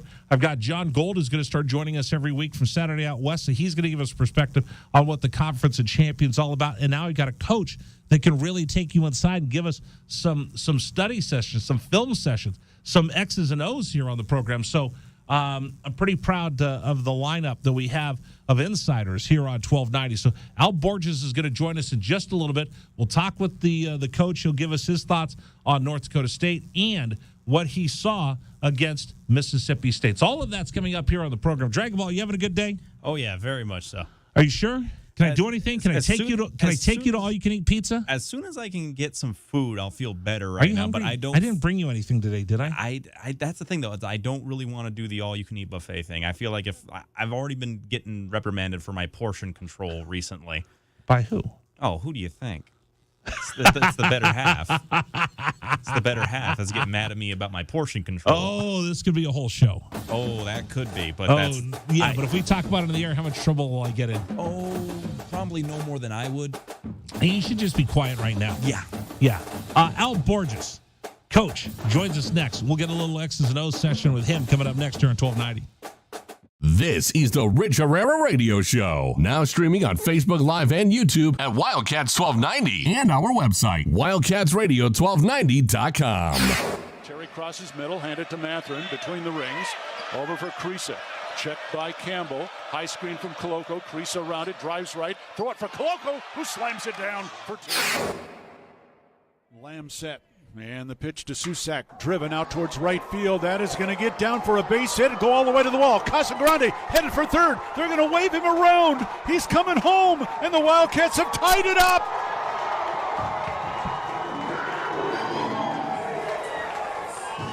Susak with an RBI double to right center. And we're still playing ball. Tied at 16 in the bottom of the 10th. Shot blocked by Koloko, who grabs it out of the air. Ahead to Dalen Terry, Arizona with the ball, minute 30 to go, and a 6-point lead. Juzang working right, drives to the bucket, put up, blocked by Koloko, grabbed by Larson. Arizona ball, 38 seconds left. For Bernard, goes right, blocked by Ballo, grabbed by Matherin. Arizona ball, 22 seconds left. Campbell down for the Bruins, throw it out to Riley. He'll shoot the three, blocked again by Koloko. Ballo grabs it, it's over. Championship to Tucson. Hey, sports fans, it's Rich Herrera. Thank you so much for tuning into our stream. We'll be back in just a bit. Until then, how about some Arizona Wildcat highlights? Fourth down and less than a yard. Trojans will go for it in a tie game. Slovis out of the shotgun. Step to his left. Step to handoff. Into the backfield and drop. No gain, loss on the play. Cats take over. That's a huge play by Arizona. Explosive play in the backfield that time. Shot blocked by Koloko, who grabs it out of the air. Ahead to Dalen Terry, Arizona with the ball, minute 30 to go, and a 6-point lead. Juzang working right, drives to the bucket, put up, blocked by Koloko, grabbed by Larson. Arizona ball, 38 seconds left. For Bernard, goes right, blocked by Ballo, grabbed by Matherin. Arizona ball, 22 seconds left. Campbell down for the Bruins, throw it out to Riley. He'll shoot the three, blocked again by Koloko. Ballo grabs it, it's over. championship to Tucson. Dalen Terry quickly the other way, out to Tabellas, down the lane to throw it down with the left hand. Look out. The locomotive slams it home. Hey, sports fans, it's Rich Herrera. Show will be back in just a little bit. Thanks for tuning into our stream. Until then, how about some great moments from the University of Arizona Wildcats? 4th down and 2, Arizona. Down 14-0. Wildcats on 4th down this year are 12 of 20. Offset backfield. Plummer to throw the ball, looking, throwing towards the back of the end zone, and it's caught. Touchdown, Arizona. Oh, did they need that? My goodness. Booby Curry had to leap in the air to take the ball over the top of the defender, and the Cats are on the board. ASU with the ball. Down by 11, so they have to go. Steal by Koloko. He's going to drive the other way and slam it home, and foul by Lawrence. Why Lawrence contested the big man, Christian Koloko, with defensive steal and flush. Lawrence picks up his 3rd foul. Big guys love to play point guard. Koloko looked like one driving down. That was from midcourt. 3-point lead again for TCU. Down to 30 seconds left. Matherin with the ball for the Wildcats. Matherin around a Koloko screen, picked up by Lampkin. Go outside for Koloko. Feed it to Terry, right corner. Terry can't go baseline. Circles back out top to Matherin. 10 to shoot. 16 left in the ballgame. Matherin, 3 balls straight away. Good! That's a tied. Huge shot for Ben Matherin in Arizona. Timeout TCU. This ball game is knotted up. 12.6 seconds to go. Ben Matherin drains a deep 3 from straight away. He's got 24 points, and we're all even. Hey, sports fans, this is Rich Herrera. Thanks so much for tuning into our stream. Back in just a bit. Until then, how about some highlights from the University of Arizona? McLeod's going to line up under center. Wiley, the running back. Receiver either side. 2 tight ends. Oregon, 5-man front. They shift. Play fake, rolling right. McLeod looking to throw. Going deep. Down, trying to find Berryhill. Makes the catch inside the 25-yard line. Still loose inside the 15. First down, Arizona. What a play by McLeod. He was smacked, but he had the presence of mind to know where Berryhill was. He threw the ball. He underthrew the ball, and Berryhill was looking back at it and made a great play on the ball. An amazing play by Jordan McLeod. Brown will take the snap a yard deep in the end zone. Straight back to throw. Has some time. Steps into the pocket. This is David Amata, and here's what's trending on 1290 here at 4:37. Former Arizona safety Will Parks will be suiting up for an NFL game this weekend as he was officially signed on to the Jets and their active roster. Congratulations to him. NBA Commissioner Adam Silver said that he was in disbelief when reviewing the accusations against Suns and Mercury owner Robert Sarver, as Silver answered questions today related to Sarver's suspension. And there will be no LIV golfers in this year's Ryder Cup, if you have anything to ask for Rory McIlroy, as he hopes the European team will refrain from having non-PGA members while the conflict continues in the courts. And Chargers wideout Keenan Allen will not be available for the Chargers in their Thursday night matchup, as he will be out due to a hamstring injury against the Chiefs. That's what's trending locally and nationally on 1290. Still more to come on The Rich Herrera Show. This is Wildcats Radio 1290.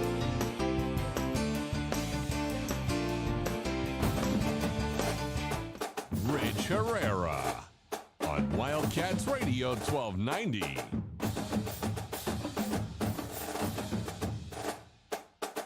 All right, everybody. On Wednesday, we talk with our coach. That's right. Al Borges joins us, offensive coordinator of the Big Ten, Pac-12 in the SEC. He's seen more football he's forgotten more football than most people know. He's the author of a book called Denial of the Tiger. It's a great football book if you want to get inside college football. He joins us every week here on Wildcats Radio 1290.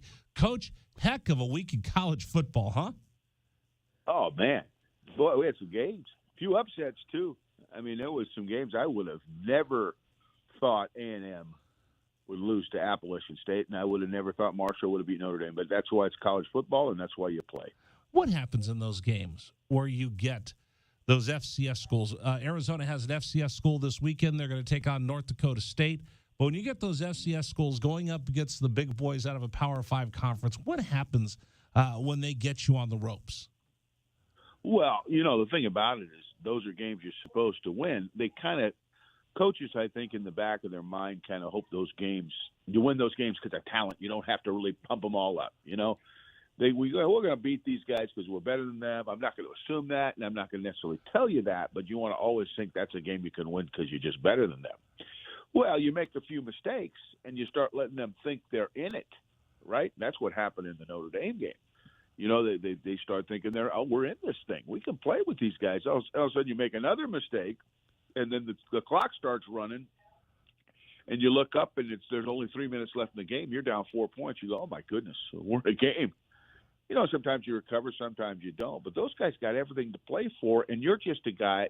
They're just a team to Notre Dame that we paid over $1 million to come play. You're supposed to lose. You're not following the script. So, but it happens. It happens. I've been on both sides of those. Where you're the guy coming out all fired up because you beat somebody you shouldn't, and I've been on the side where you go, oh my God, what just happened? And I think that's where they are now. Okay, I did not see the A&M game, Richard. I didn't see any of that, so I don't know how that went. But obviously, A&M didn't score enough points. So this week, like I said, North Dakota State. Now you've coached in the Power 5 conferences, but you've also coached at smaller schools. So what's really the difference between an FCS, and North Dakota State's the best FCS in the country, and a Power 5 school as far as talent and size and strength and roster depth? Well, overall talent is usually better because you have more scholarships, but the FCS teams can put 22 guys out there that are, they're not dependent on the other team is more dependent on the fact that they're going to have more players. And the FCS team's got everything to play for. You know what I mean? Hey, let's go out there and let it rip. You know what I mean? So I know when I coached at Portland State, we were a Division II team, and we went and played Boise State, who at the time was a 1AA team. Well, we only had 40-something scholarships. They had 60-something, but we had just as good a talent as they did. We had the talent in the right spots, and we went in and we bombed them because you know what? At the end of the day, we were better than them. Now, we weren't supposed to be, but we were, and that kind of stuff can happen. And as I look at it, and I've seen some of these games before, and we saw them last weekend as well, they have players that could play. Maybe they're an inch too short. Maybe they didn't have the right vertical. Maybe they were a half a step too slow to go to a Power 5 or to a Group of 5, but they're talented players at these schools. Oh, Richard, I made my living in Division II taking 5-foot 10-inch quarterbacks that D1 guys didn't want, but could throw the ball every bit as good, if not better. I had 3 All-American quarterbacks at Portland State. None of them were over 6 feet tall, but all of them could throw the ball as well as anybody that was at Oregon or Oregon State, maybe better. But they didn't have the profile. So when I was at the smaller schools, I would reap the benefits of them just not being interested in a kid that didn't fit the mold that they wanted. When I got to the bigger schools, then I could go after that kid that did, the 6'2", the 6'3", the 6'4" guy that was that right out of Central Casting, But at the smaller schools, you can get some really good players that get neglected. And for those kids that got neglected, I mean, for North Dakota State, they proudly wear this, that they've gone 6-0 versus their last 6 opponents that were out of the FBS. I've said this, and I want to get your thoughts. I've said this is their Super Bowl. This is their game of the year. They all circle, and this is their biggest game when they get to take on a Pac-12 school. No doubt. You got a chip on your shoulder, right? You're thinking that, oh, these guys didn't recruit me. And now you've got a bunch of guys on the team that feel that way. You got maybe 22 players that said, I should be playing at a Pac-12 school. I should be playing in the SEC. Well, since I'm not playing in the SEC, I'm going to prove to them I should be. And it becomes their Super Bowl, becomes their big game. And you're going to get their best effort.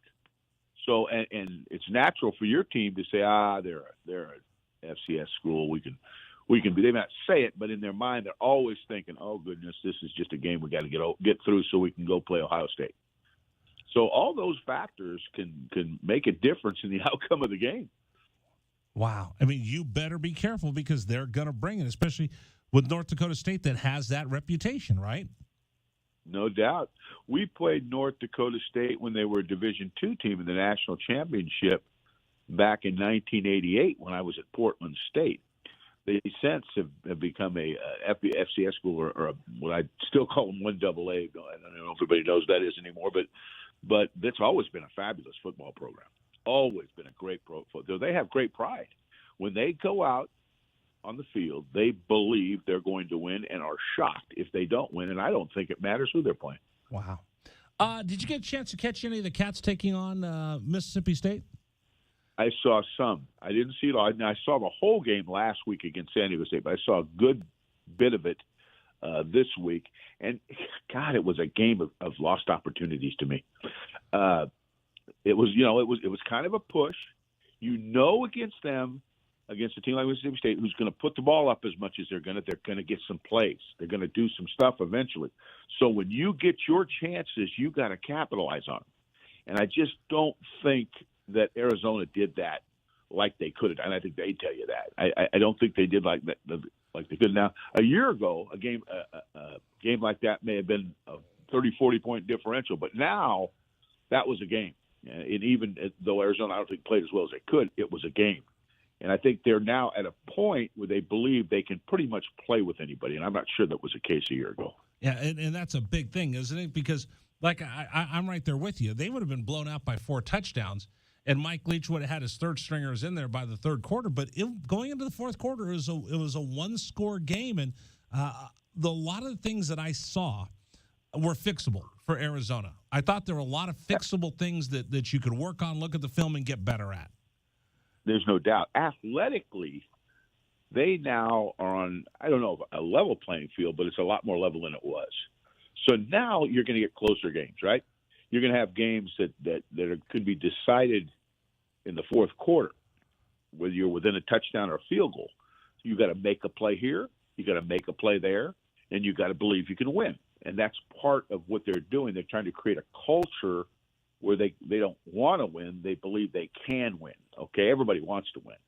But they're now athletically good enough to think that way, where sometimes you just can't hold up well enough to really believe you can beat somebody at the end of the day because it hasn't bared itself out enough. Well, now I think they're at that point where everybody should be in a game with them. There should be no more routes unless they completely get mismatched, which can always happen, but I don't think there's going to be very many of those anymore.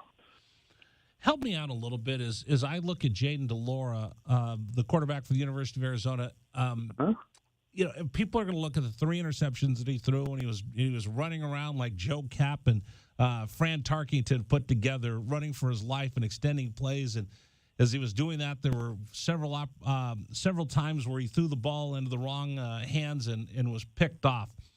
But I looked at it because everybody will go, oh, look, the quarterback threw an interception. But I know, and I don't get access to the 22, but I know by watching the game as it unfolds, sometimes it's the defensive pressure and the line didn't hold and he's running for his life because he's getting pressure. Sometimes it's a late blitz. Sometimes it's a coverage sack that he has to keep extending plays out there. So what do you tell a mobile quarterback that is apt to run, and we kind of know when things break down, chaos can ensue, and a lot of times that chaos could be something good, but a lot of times it'll be something bad. Yeah, you just want to use good judgment when you break the pocket because mobile quarterbacks really add to the equation. I like them, but for years I just wanted a kid that could pass. You know what I mean? And I wasn't obsessed with him being able to move, but in today's football, you need somebody like DeLora. You just got to tame him to where he understands and uses good discretion outside the pocket because a kid who has played that way his whole life, and in particular in the lower levels, got away with a lot of stuff, Richard. Got away with a lot of stuff in high school or wherever he played before because of his skill set. But when you get to the higher levels, it gets more and more difficult to do that. Hence, you have to use better discretion in the pocket.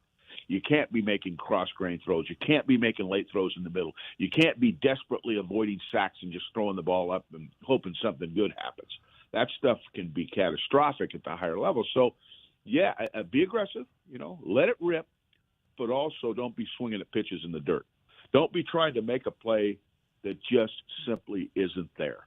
And a lot of times, the young mobile quarterbacks who have been able to do that their whole career have to learn that. And sometimes you got to learn it the hard way. Is there something, I know there's a clock in your head that you have as a quarterback that, I better get rid of the ball 1 Mississippi, 2 Mississippi, and the ball better be out of my hands. If not, I know I'm going to be in trouble. Is there a clock in your head when you're extending plays like, okay, wait a minute, now I've extended this play and I'm going, and nothing good is going to come from this because I've extended it so much, there's so much chaos, I have no idea where anybody is. Yeah, and that's another thing that we, as I got into coaching longer, coaching quarterbacks in particular, I became a coach who really practiced improv. And when I was learning West Coast offense way back when, I had talked to Bill Walsh, and Walsh says, hey, you better practice. Every third pass play there's a breakdown. There's a coverage sack, a coverage situation, a protection issue, a visual issue, a blown route. Something goes wrong about every third pass. So you better practice what you're going to do, what you're going to tell the receivers, what you're going to tell the quarterback on that third play. If he gets scrambled to his right, what are the receivers going to do? If he scrambles to his left, what are the receivers going to do? So what's the line going to do? How is the quarterback going to think?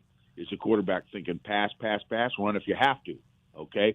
Pass, pass, pass. All of a sudden the coverage falls off. Bam. You hit a big play off an improv because people felt threatened by you running the ball.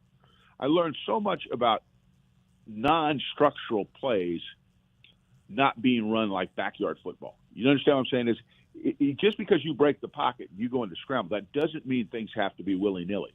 You have to practice those plays and have a structure for what you're going to tell all the eligible receivers, the line, the quarterback, so that they have an idea that there's rules that they got to follow in that situation. So there still is some degree of organization to it. Now, so often it does look a little willy-nilly, but you just got to know where should you be and try and keep the ball alive, and the receivers got to be in the line of vision of the quarterback. Is that the difference between what we see sometimes in college football where it's willy-nilly? And let's go back to the 49ers. Steve Young would break the pocket, but it seemed like they were in control, and Jerry Rice and the rest of the receivers were still working hard on their routes, trying to come free, even if it was a coverage sack. Well, there was an evolution that took place with Steve Young. When Steve first got there, he would want to break the pocket when he didn't have to. He was leaving the pocket prematurely and trying to make plays with his legs and not giving his arm a chance. And what they kind of conveyed to him is, Steve, you're going to run for yards, but you're going to pass for miles, okay? So use your legs to keep plays alive and run if you're forced to run, but give those guys a chance to maneuver out there with your eyes down the field before you take off. And when he changed and started buying time for throws rather than just taking off every time, he became a Hall of Fame quarterback. Wow, this is great stuff. Al Borges joins us every week here at 1290. Check out his book, available on Amazon, Denial of the Tiger. It's the story of the undefeated Auburn Tigers that didn't get the national championship, but it's written from an insider's perspective. It's a fascinating look. I love these insider looks at football and sports, and it takes us as fans inside places we normally don't get to tread. Coach, thank you so much. I will catch up with you next week. This has been fantastic. Oh, my pleasure, Richard. All right, we'll talk to you next week, Coach. That's Coach Al Borges joining us here on Wildcats Radio 1290.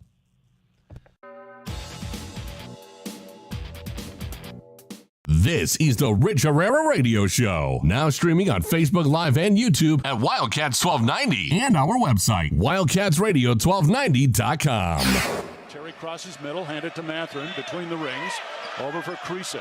Checked by Campbell. High screen from Koloko. Creasa around it, drives right. Throw it for Koloko, who slams it down for two. Lamb set. And the pitch to Susak, driven out towards right field. That is going to get down for a base hit and go all the way to the wall. Casagrande headed for third. They're going to wave him around. He's coming home, and the Wildcats have tied it up.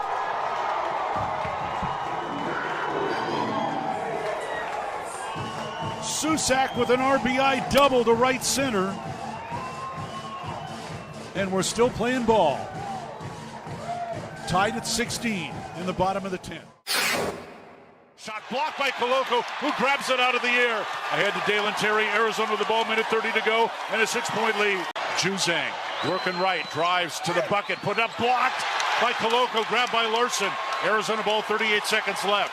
For Bernard, goes right, blocked by Ballo, grabbed by Mathurin. Arizona ball, 22 seconds left. Campbell down for the Bruins, throw it out to Riley. He'll shoot the three, blocked again by Koloko. Ballo grabs it, it's over. Championship to Tucson. Hey, sports fans, it's Rich Herrera. Thank you so much for tuning into our stream. We'll be back in just a bit. Until then, how about some Arizona Wildcat highlights? Fourth down and less than a yard. Trojans will go for it in a tie game. Slovis out of the shotgun. Step to his left. Step the handoff. It is good. Backfield and drop. No gain. Loss on the play. Cats take over. That's a huge play by Arizona. Explosive play in the backfield that time. Shot blocked by Koloko, who grabs it out of the air. Ahead to Dalen Terry, Arizona with the ball, minute 30 to go, and a 6-point lead. Juzang working right, drives to the bucket, put up, blocked by Koloko, grabbed by Larson. Arizona ball, 38 seconds left. For Bernard, goes right, blocked by Ballo, grabbed by Mathurin. Arizona ball, 22 seconds left. Campbell down for the Bruins, throw it out to Riley. He'll shoot the three, blocked again by Koloko. Ballo grabs it, it's over. Championship to Tucson.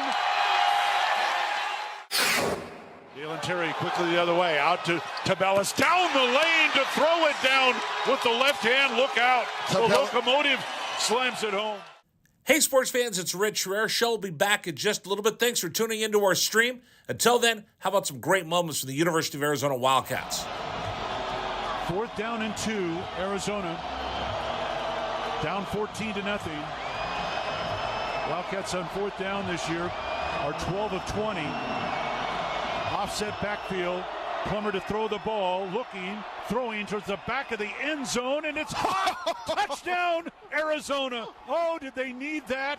My goodness, Booby Curry had to leap in the air to take the ball over the top of the defender, and the Cats are on the field. ASU with the ball, down by 11, 3 have to go, steal by Koloko. He's going to drive the other way and slam it home, and foul by Lawrence. Why Lawrence contested the big man, Christian Koloko, with defensive steal and flush. Lawrence picks up his third foul. Big guys love to play point guard. Koloko looked like one driving down that was from midcourt. 3-point lead again for TCU. Down to 30 seconds left. Mathurin with the ball for the Wildcats. Mathurin around a Koloko screen, picked up by Lampkin. Go outside for Koloko. Feed it to Terry, right corner. Terry can't go baseline. Circles back out top to Mathurin. 10 to shoot. 16 left in the ballgame. Mathurin, 3 balls straight away. Good! That's We're a tied. Huge shot for Ben Mathurin in Arizona. Timeout TCU. This ball game is knotted up. 12.6 seconds to go. Ben Mathurin drains a deep 3 from straight away.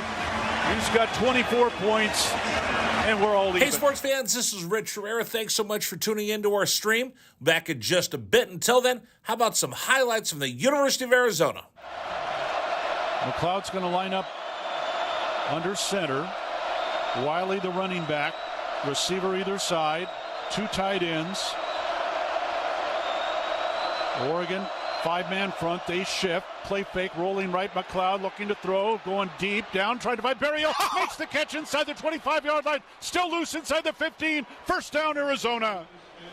What a play by McLeod. He was smacked, but he had the presence of mind to know where Berryhill was. He threw the ball. He underthrew the ball, and Berryhill was looking back at it and made a great play on the ball. An amazing play by Jordan McLeod. Brown will take the snap a yard deep in the end zone. Straight back to throw. Has some time. Steps up in the pocket. The Wildcats have got him for a safety. Second safety Arizona has recorded this season.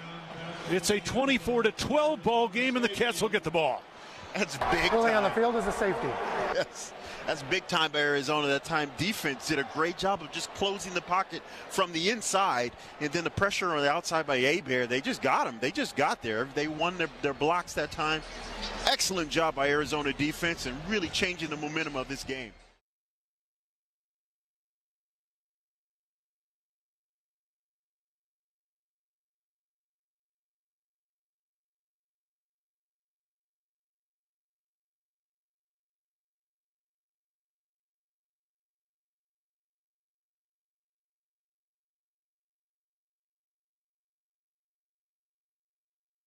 It's 5 p.m. Tucson, and that means it's time for our Wildcat Insiders. Am I late? No, my boy, you're just in time.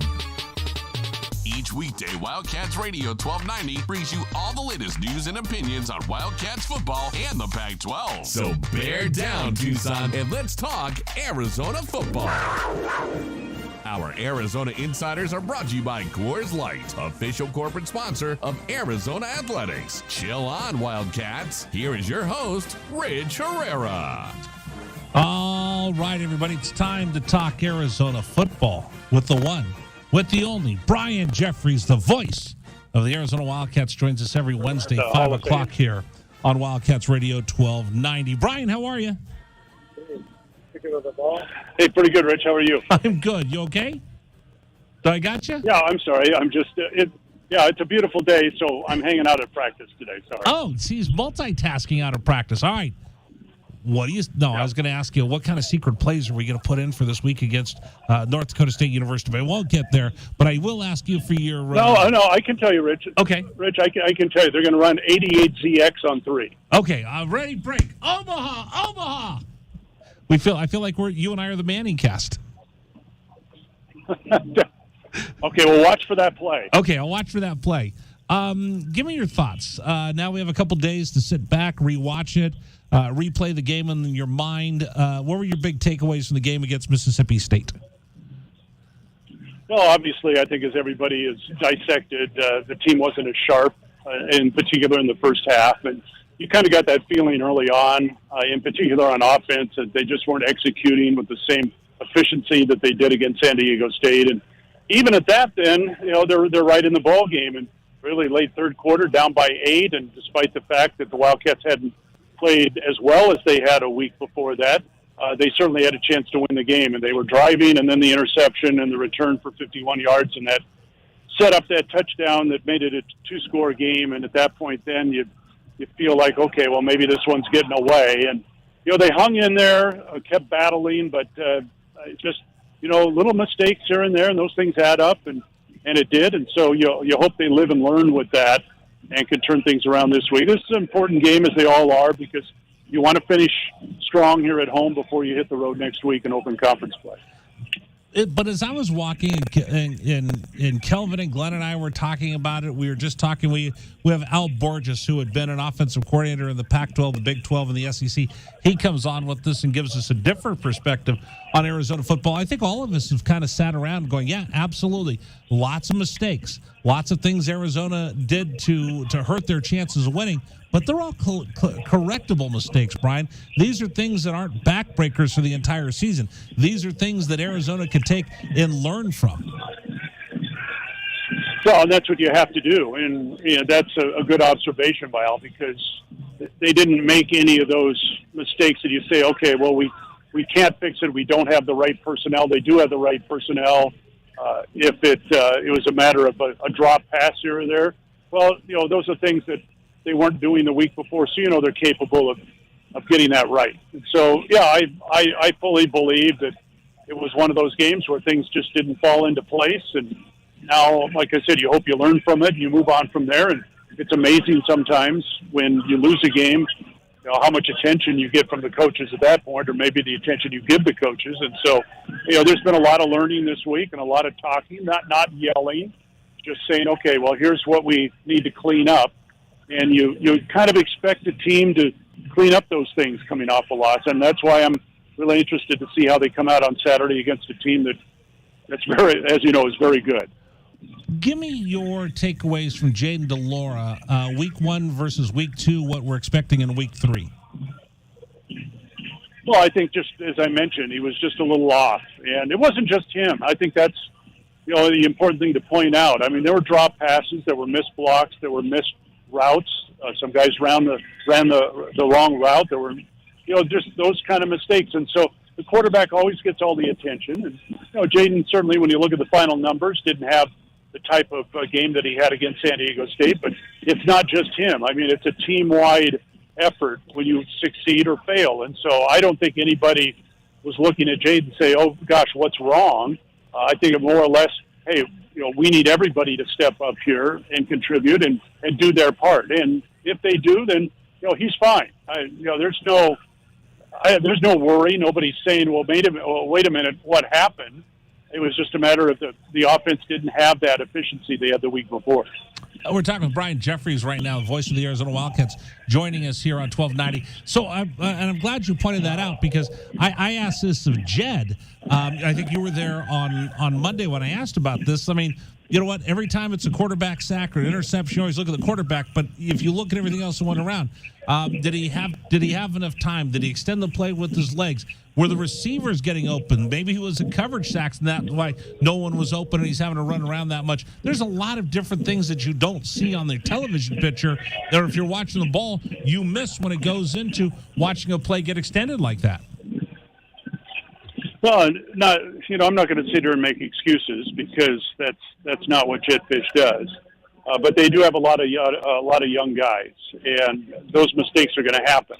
And I asked Jed on Monday, I said, okay, how long does it take for a true freshman to kind of grasp hold of what you want to do? Even if they've been here through spring practice and fall practice, when you get into the actual season and you're playing against opposing teams, it's a whole different story. And, of course, he kind of laughed and said, 2 games, that's how long it takes. And, what he's hoping for is that, these young guys have learned a lot in 2 games, and some of those little mistakes we've talked about will be corrected, and they can be corrected. So that's just a big part of it. And I think Mississippi State was a much more experienced team. And gosh, this North Dakota State team, you look at, they're just, they're full of juniors and seniors. If you look at their starting lineup on both sides of the ball, they have 1 sophomore out of their 22 starters. 1 sophomore, everybody else is a junior or senior. And experience says a lot for you. And that's why that program has been so good. And that's why Arizona's growing, because of the youth on the team. And we know there's talent there. It's just a matter of getting that experience and improving each week. Okay, one last thing, going back to last week's game against Mississippi State, watching Jaden DeLauro run and extend plays, and he's running from one side of the field to the other. I wanted to get your thoughts on just the athleticism of Jaden DeLauro. Give me some comps, some Arizona Wildcat quarterbacks that we've seen that he reminded you of, and just the athleticism that he had, and he showed off on some of those runs. Well, I think that's the important thing, is that, Jaden DeLauro is not a quote-unquote running quarterback. And so we shouldn't confuse that with his ability to scramble and get out of trouble. And that's what, to me, I think is the key really to his success. And, there were some plays where, he could have tucked and run the ball. And I know that's one thing that they've talked to him about this week, is that don't be afraid. And also, it's a matter of keeping your eyes downfield. He's looking for receivers and maybe just not seeing where there might be some open field. So they want him to take advantage of those opportunities when they come up. But I just don't want people to think, oh gosh, he's a two-way quarterback that can both run and pass. He is an outstanding passing quarterback with an ability to scramble and make plays. And even the one where he got called down on that play they had to look at, just his ability to get out of trouble, it says a lot against a pretty good defensive front. So that's something that's going to pay dividends down the road for him as he learns more and more about the system. That's another thing Jed was, reminded me of the other day, is that if you go back to starting in his freshman year at St. Louis High School in Honolulu through last season at Washington State, he played the same offense all those years. And now they're asking him to learn something entirely new. And so there's a learning curve there for him. And when you're in games and the other team's trying to take your head off, it's a lot different than practice. So, I expect to see him come out and play really well on Saturday night. And by the way, period 9 is now starting. Oh, good. Okay, so Brian Jeffries joining us right now here on Wildcats Radio 1290. And I'm so glad that you put it that way, because you're right. He's not a two-way runner. He's not that's not his game. But the athleticism, it's just off the chart. So if you're able to keep that and set him up to make good decisions, I mean, he can extend some plays and cause some trouble for some defenses this year. Well, yeah, and when you talk about comparing him, no one's going to touch Khalil Tate in terms of his ability to, both run and pass. I mean, to me, I'm not going to say he's a once-in-a-generation type of player.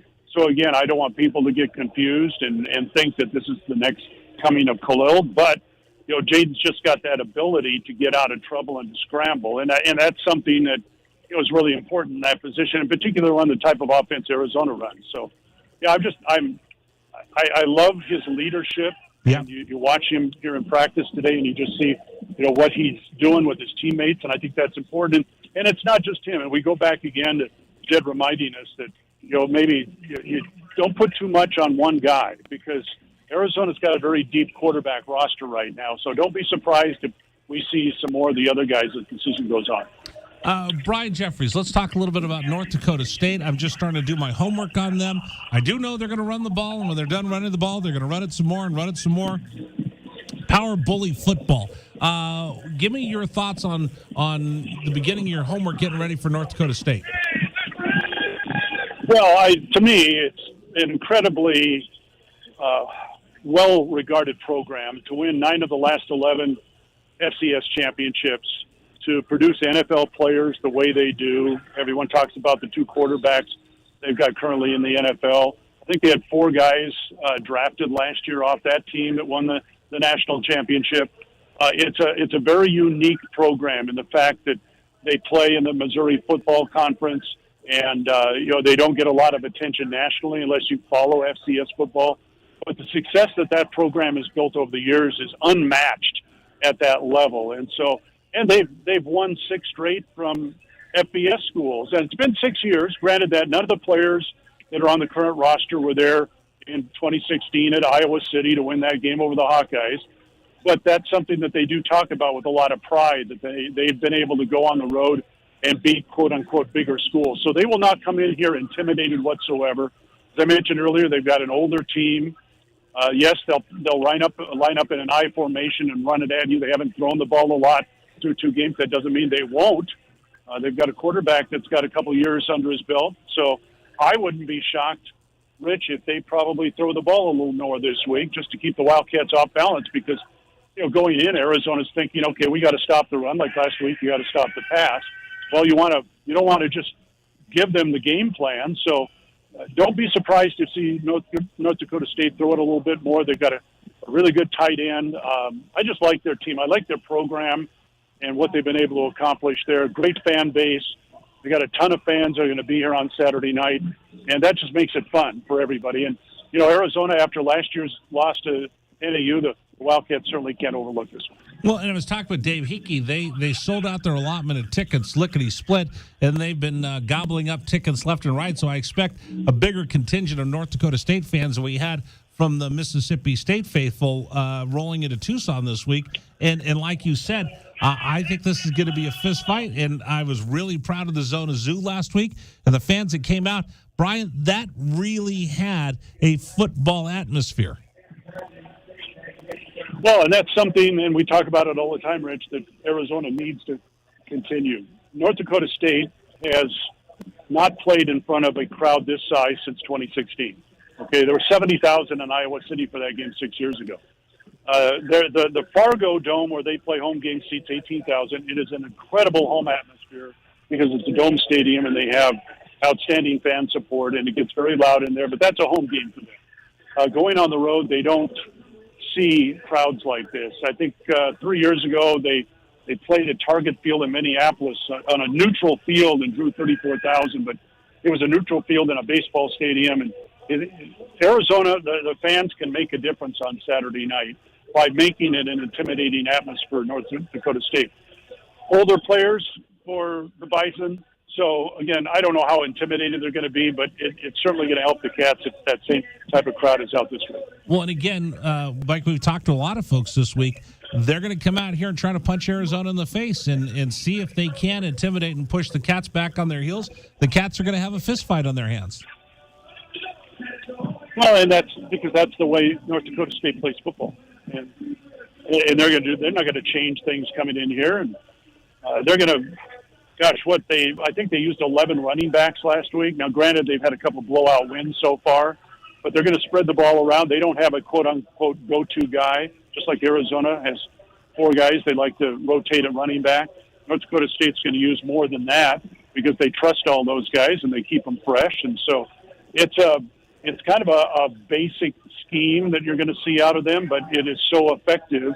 And that's why, if you go back in their history, Matt Entz now is their head coach. He was the defensive coordinator before that. But you go back even earlier that, they've got their former head coach, Chris Kleiman's at Kansas State. Coach before that's at Wyoming. But they've run the same thing, Rich. And that's why the program succeeded, is because of that consistency. So, they're going to do their thing, and it's up to the Wildcats to break it up. Brian Jeffries, the voice of the Arizona Wildcats. He'll be on the air with you Saturday night, 8 p.m., along with Lamont Lovin and Dana Cooper, bringing you all the action. We'll get going at 4 o'clock in the afternoon live from the mall, and then, of course, it's an 3:30 we'll get going, counting down to the 8 o'clock kick with Brian behind the microphone. Mr. Jeffries, always a pleasure talking to you. I'll see you this weekend. All right, thanks, Rich. See you. All right, bear down. Brian Jeffries joining us here on Wildcats Radio 1290. All right, coming up, my Mount Rushmore. I think I like this. I think I like today's Mount Rushmore. I worked on it a little bit. Oh, yeah? Yeah. My Mount Rushmore today is, and I had to exclude Brian from this, because tomorrow is the first Thursday night football game. It is. Who calls the game on Thursday night football for? Thursday night football, the play-by-play man for Amazon is Al Michaels, is it not? I think so. So who are your favorite football announcers of all time? And if you say Myron Cope, I'm going to come in there and smack you. Hey, Myron Cope is close to home, okay? I know, you Pittsburgh fans. That's going to be my Mount Rushmore, my favorite, because, again, tomorrow, you pointed this out. Yeah. Game's on. Amazon Prime. If you don't have Amazon Prime, you won't be able to watch. So you'll be able to listen to it right here on 1290. And that's for free. I'm not going to charge you for it. Mm-hmm. You think if I tried to go by and, hey, you want to listen to the game? Give me $1. That's too much gas mileage for me. I'll just walk him down. Hey, excuse me, ma'am, do you have Amazon Prime? No, I don't. If you like to listen to the game, give me $1 and I'll tell you where you can find it. I don't think we could be door-to-door salesmen for the station. You don't think so? I don't know. That's a lot of mileage around Tucson just for the first game. Hola. Is anybody home? Hello. Don't worry. Tomorrow, if you go to watch the game and you're like, oh, it's not on NBC, it's not on ABC, it's not on Fox, it's not on NFL Network. Oh, what am I gonna do? We'll have it for you here on 1290. All right, coming up, we'll give you my Mount Rushmore of my favorite football announcers of all time. That's coming up next here on 1290. This is the Rich Herrera Radio Show. Now streaming on Facebook Live and YouTube at Wildcats 1290 and our website, wildcatsradio1290.com. Terry crosses middle, handed to Matherin between the rings. Over for Creasa. Checked by Campbell. High screen from Koloko. Creasa around it, drives right. Throw it for Koloko, who slams it down for two. Lamb set. And the pitch to Susak, driven out towards right field. That is going to get down for a base hit and go all the way to the wall. Casagrande headed for third. They're going to wave him around. He's coming home, and the Wildcats have tied it up.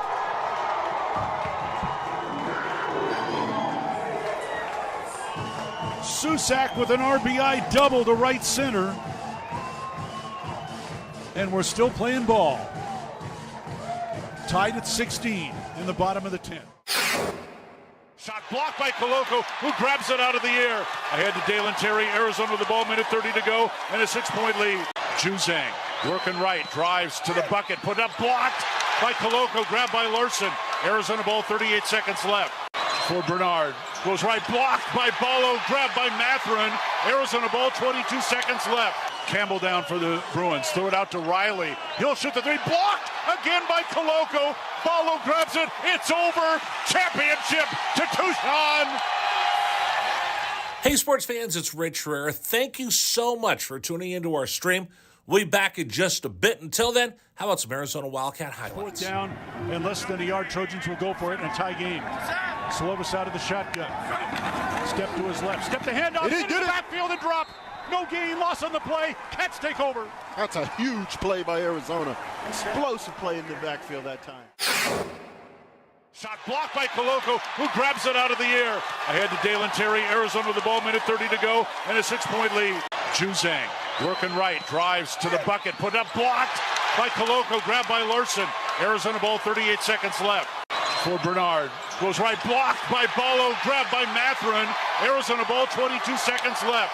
Campbell down for the Bruins. Throw it out to Riley. He'll shoot the three. Blocked again by Koloko. Follow grabs it. It's over. Championship to Tucson.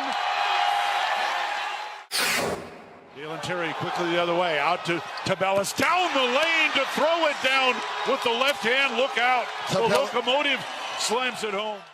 Hey, sports fans, it's Rich Rare. Show will be back in just a little bit. Thanks for tuning into our stream. Until then, how about some great moments from the University of Arizona Wildcats? 4th down and 2, Arizona. Down 14-0.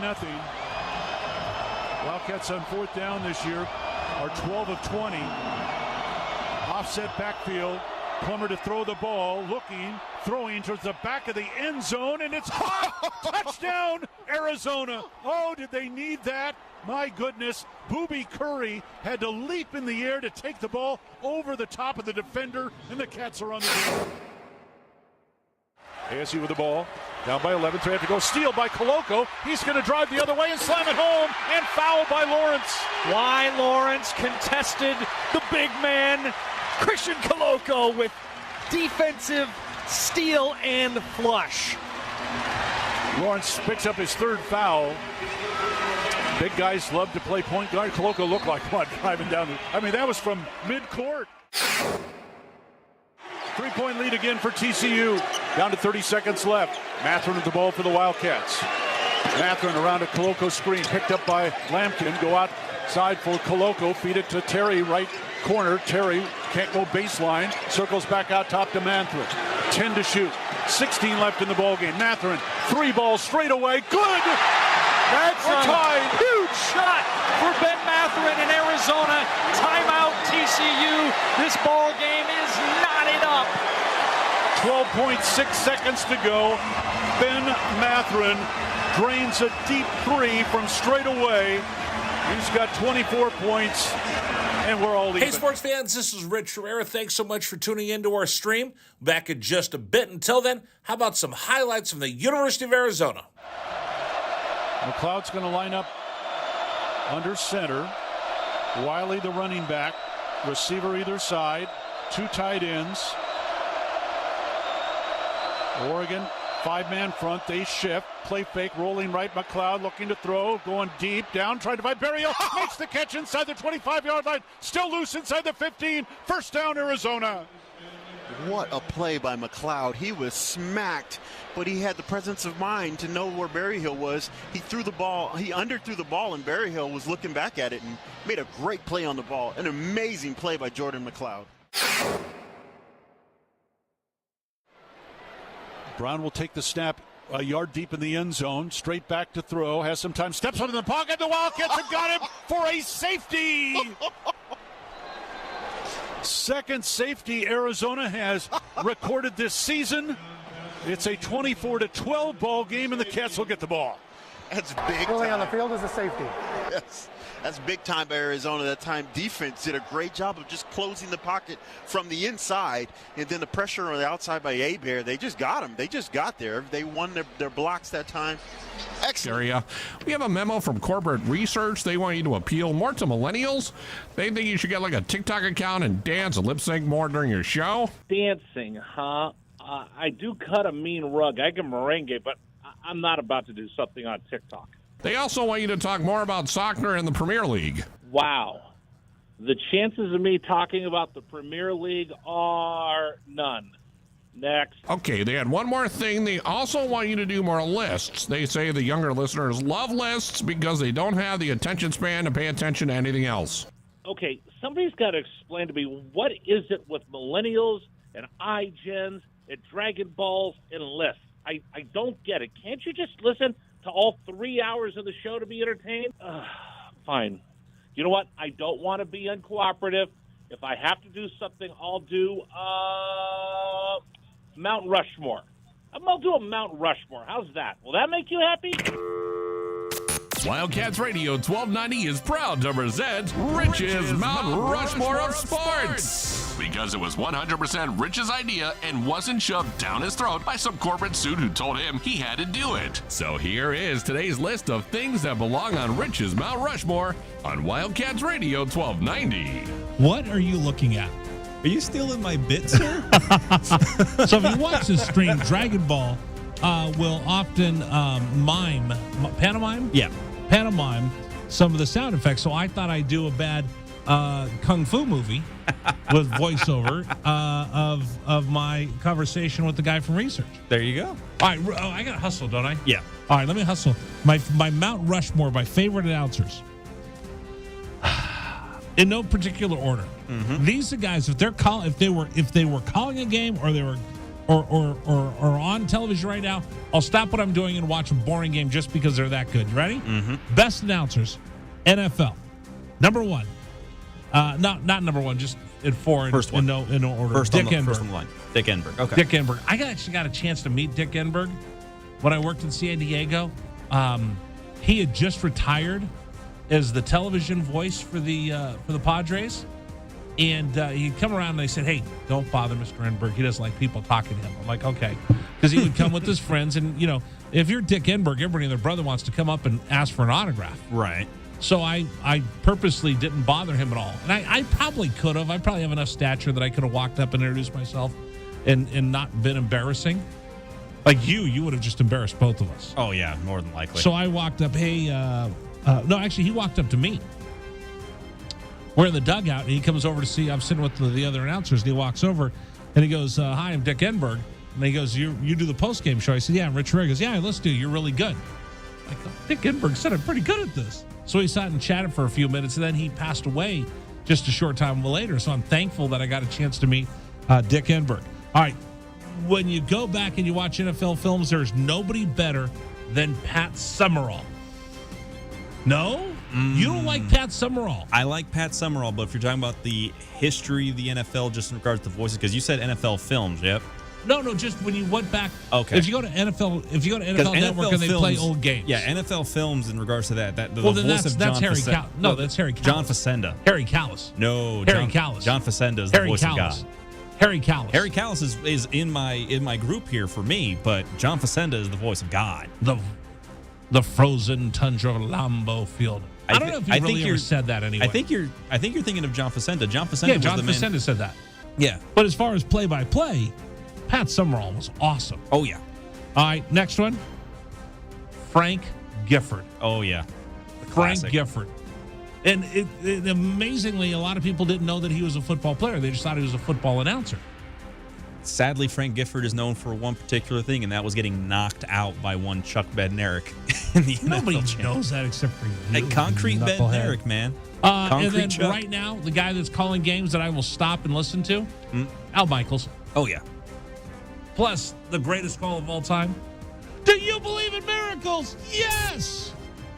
One of the ones that will live on in infamy. All right. You told me shut up. We got to do the best of the show because we sat down and talked with a student athlete, right? Yes.